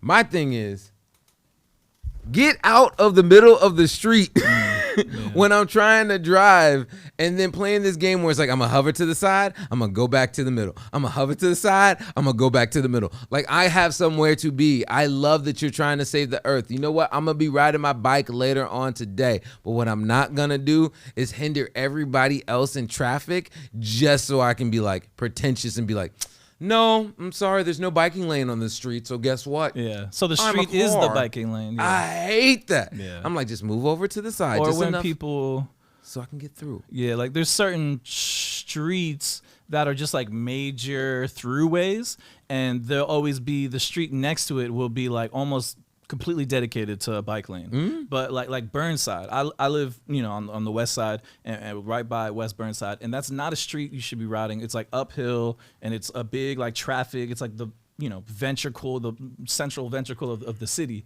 and people will ride. But I'm like, every street to the left or right of it is a bike street, but you want to go up Burnside at 5 o'clock during rush hour traffic, and everyone has to, you know. I'm not mad at bicyclists in general, but the people who do it like that. Etiquette. Yeah, When people don't have There's a any way- bicycle etiquette, there's a way to do that's what everything. it is. And you Yeah. know what? Even to the next degree on that, and this will be the final thing. When they do that, and then they're riding a fixed gear bike, so then they have to do the hopping thing what that at is? the light, and I'm Yeah. just like, yo, oh my, and they have to come up right in front of you because they have that new lane thing, but sometimes they don't have the new lane, yeah. but they just choose to cut the lanes and come right in front of you. I'm like, But it's either that or you don't see them, and then you'll just sit on the clip 'em. side. Yeah, not everyone looks to their side. Hey, I'm less mad about that, but I will say last night I was I had somewhere I had to be at a certain time. We were going to a comedy show, and you know they were kind of saying you need to be there 15 minutes before, you know, before the show starts, because they're not trying to seat people while the comic is on shows, stage. You know, yeah. so we were kind of cutting it close. We were, you know, 5 minutes away. We had planned it, so I mean, we were 5 minutes away. 10 minutes before we're supposed to be there. So yeah. we're good. But so we're driving, and then it wasn't the naked bike ride, but it was just a huge bike ride of I don't even know how many people. I was at a stop sign, and they come like, oh cool, and then it's just like they just kept coming and just kept coming. And then I'm like, I rolled down my window, like just, there was no end in sight. And I was just like, what do I do here? Like, and I couldn't even just like back up and go to another street because they're still like there They're too, crossing all And I was of just them. like, come on, like, you could do your bike rides or whatever, but like, be considerate of other people. And if you see, that's the thing though, is everyone's just passing by me, so no one is seeing. They see that my car is stopped there, but I don't think anyone is realizing that my car has been stopped there for now 10 minutes or 15 minutes. Like, if I was one of them, I would like to think that I would be like, hey, everyone, like, stop, let them go through, and then let's continue on with our thing. no, because they're not It going to be never able to catch happens. back up. Yeah. All right. Well, this has been another episode of Your Morning Drip. This is Friday, August 20th, with the main man, the myth, the legend, the GOAT of the blog game in the day, the one and only Kenny Fresh of Fresh Selects. Hey, brother, on this camera right here, look into it and tell them where they can find you on social media and stuff. Leave me alone on social media, but no. But most importantly, look up Tight Songs with Fresh Selects. It's my weekly playlist. I update it every Friday with new music that came out of all different genres. So you know, if you want to discover new music, I've done the work for you. After I leave here, I'm gonna go work on it for the rest of the day. You told me you were taking a nap after you left out of here. after the nap, I'm gonna it's on Apple Music and Spotify. And if you're curious about the releases on Fresh Selects, you can go to freshselects.bandcamp.com. But also, if you just check the playlist every Friday, like there'll always be music from the label on there. So if you just listen to the playlist, you'll be hearing Fresh Selects regardless. Which really quick, what is just one of the new songs they're gonna probably be on today? Like something that they should really look for. What just came out? Damn, put me on the spot. You can say Blue in his new project. Yeah, there's a new blues song. I just recently helped Matt Randall from here in Portland put out his new project, What Are You Afraid Of, with Solomon, who produced it. The villain? Yeah, the villain himself, the steward of villains. And they have a feature from West Side Boogie on it. That's great. And also Milk, who's another MILC. He's another, one of my favorite Portland. Wait, one is of my that the favorite white rappers. Is Yes. it? He's incredible. Yes. Shout out to Milk. Shout out to He's Milk. another one. I've been knowing him for like 10 years, and I just kind of tangentially or peripherally would see him like, oh, he's cool, and he was always good, but now he's great. He's gotten so much better and is incredible. He's one of the best out. He's one of my favorite rappers, and he lives in Portland. He's not one of my favorite Portland rappers. Just so you know, you've officially broke the record for the longest Your Morning Drip episode. You're welcome. And that was my goal, actually. and I always want to be the you were longest the- episode of every show I'm on. And you were the person that literally did not. One of the first people like, hey man, I want to have you on this show when we do it with me. And you're like, I don't know if that's gonna work out, buddy. But And for I was- Missa, I had to do it. That's my sister. Come on, I had to do it. Also, shout out to Leaves and Laces. You could buy this shirt. This is Mrs. Brand. She's got like 4 sizes left, right? I have small buy and them. 2XL. Yeah, you have If you're 4 small of those 2. or a double XL, or if you want, or if you're a cut- medium crop but it. you want something to wear at night, you Yo, can get the double XL. just If get you the wanna double buy XL. I know a and lot make of it to a women who crop. are crafty enough to buy double XL and then crop it up, like cut it up and do it whatever, turn it into a tank top, like support Leaves and Laces. Take it Don't and bother pick it. him on IG. Bother me on IG. Yeah, leave me alone. Laces. Well, I mean, you can follow Fresh Selects label. That's the Instagram, like that. That's the support the label, but leave me alone. Like you don't need to follow me. I'm just talking about ice cream and cat memes and stuff. That's hot with the kids. It's hot with the youth right now. Cat memes and ice creams. That's the extent of our relationship. Is just cat memes every day. Yeah. That's how I communicate. Well, anyways, back to my close-up profile camera. This has been Your Morning Drip. Once again, I'm your host, Running Rock. This is Kenny Fresh from Fresh Selects. Make sure to check it out, freshselects.com. All the stuff is on. Freshselects.bandcamp.com. But doesn't it redirect? Maybe. I don't know where that goes. It these does, days. because I did earlier today. Tight. Freshselects.com. Freshselects.com. Also, check them out on the social medias on only Fresh Selects. Do not look up Kenny Fresh and find all of his social media stuff, and it's Good, hilarious. because that's not even the name. Yeah, even the handle. What is the handle? No. Yeah, that's You it. don't need to know. Yeah, we're good. Wow, you guys are horrible. But yes, this has been another episode of Your Morning Drip. Make sure to like and subscribe. If you're watching this on Twitch, you can subscribe on there or follow us. Same thing on the YouTube. But if you're on YouTube, make sure to hit that notification bell so you can see when these episodes go up, because they're very sporadic, because I live a crazy life. But we're getting it on the schedule so that we're done before 4 o'clock on the day that they're And buy recording. a shirt. I'm a big believer in, if you appreciate something and you want it to, you like it to exist, you want it to help it exist, you need to buy some things. Yeah, you can buy a shirt. Buy Your Morning Drip shirt. Buy We got Leaves the and Laces mugs. shirts. We got all the goodies. You can buy one of the prints, like the one you see behind me or the one you see behind. I'm just waiting until I get a new place, because right now I have no place to put it, but I'm gonna get one for You sure. need the J Dilla one he has. The J Dilla Yeah, one. or the Sade. Sade. one. I There's knew a you were gonna couple say of the them. Sade. Come on. You're gonna, when you see the Erykah Badu one, you're gonna love it. Oh, dope. Yeah. But yes, follow us on all those. You can become a member on our Patreon, which is all through. I'm gonna do that. Right You gonna now. let me do the outro to close the show? You can find all this stuff on yourmorningdrip.com. We also got a raffle thing that's going on that we're about to blow up and yada yada yada. Yeah, every morning or every Monday, Wednesday, Friday at 8:30. One of these days I will get this fully done in a very professional manner of saying our outro. But for now, you get this hot mess. I'm Ronan Rock, Kenny Fresh. Shout out to Off Mic back in the building. Shout out to Shout out to Missa in the building. What up? Oh, I was just shout out the mic. Yo, you can see this is where I live right here. Why are you telling people where you live? Well, they you don't can't. want people to follow you on social media, but you want people to come knock on your door? I live over here. All right, that's your drip. Peace. We out.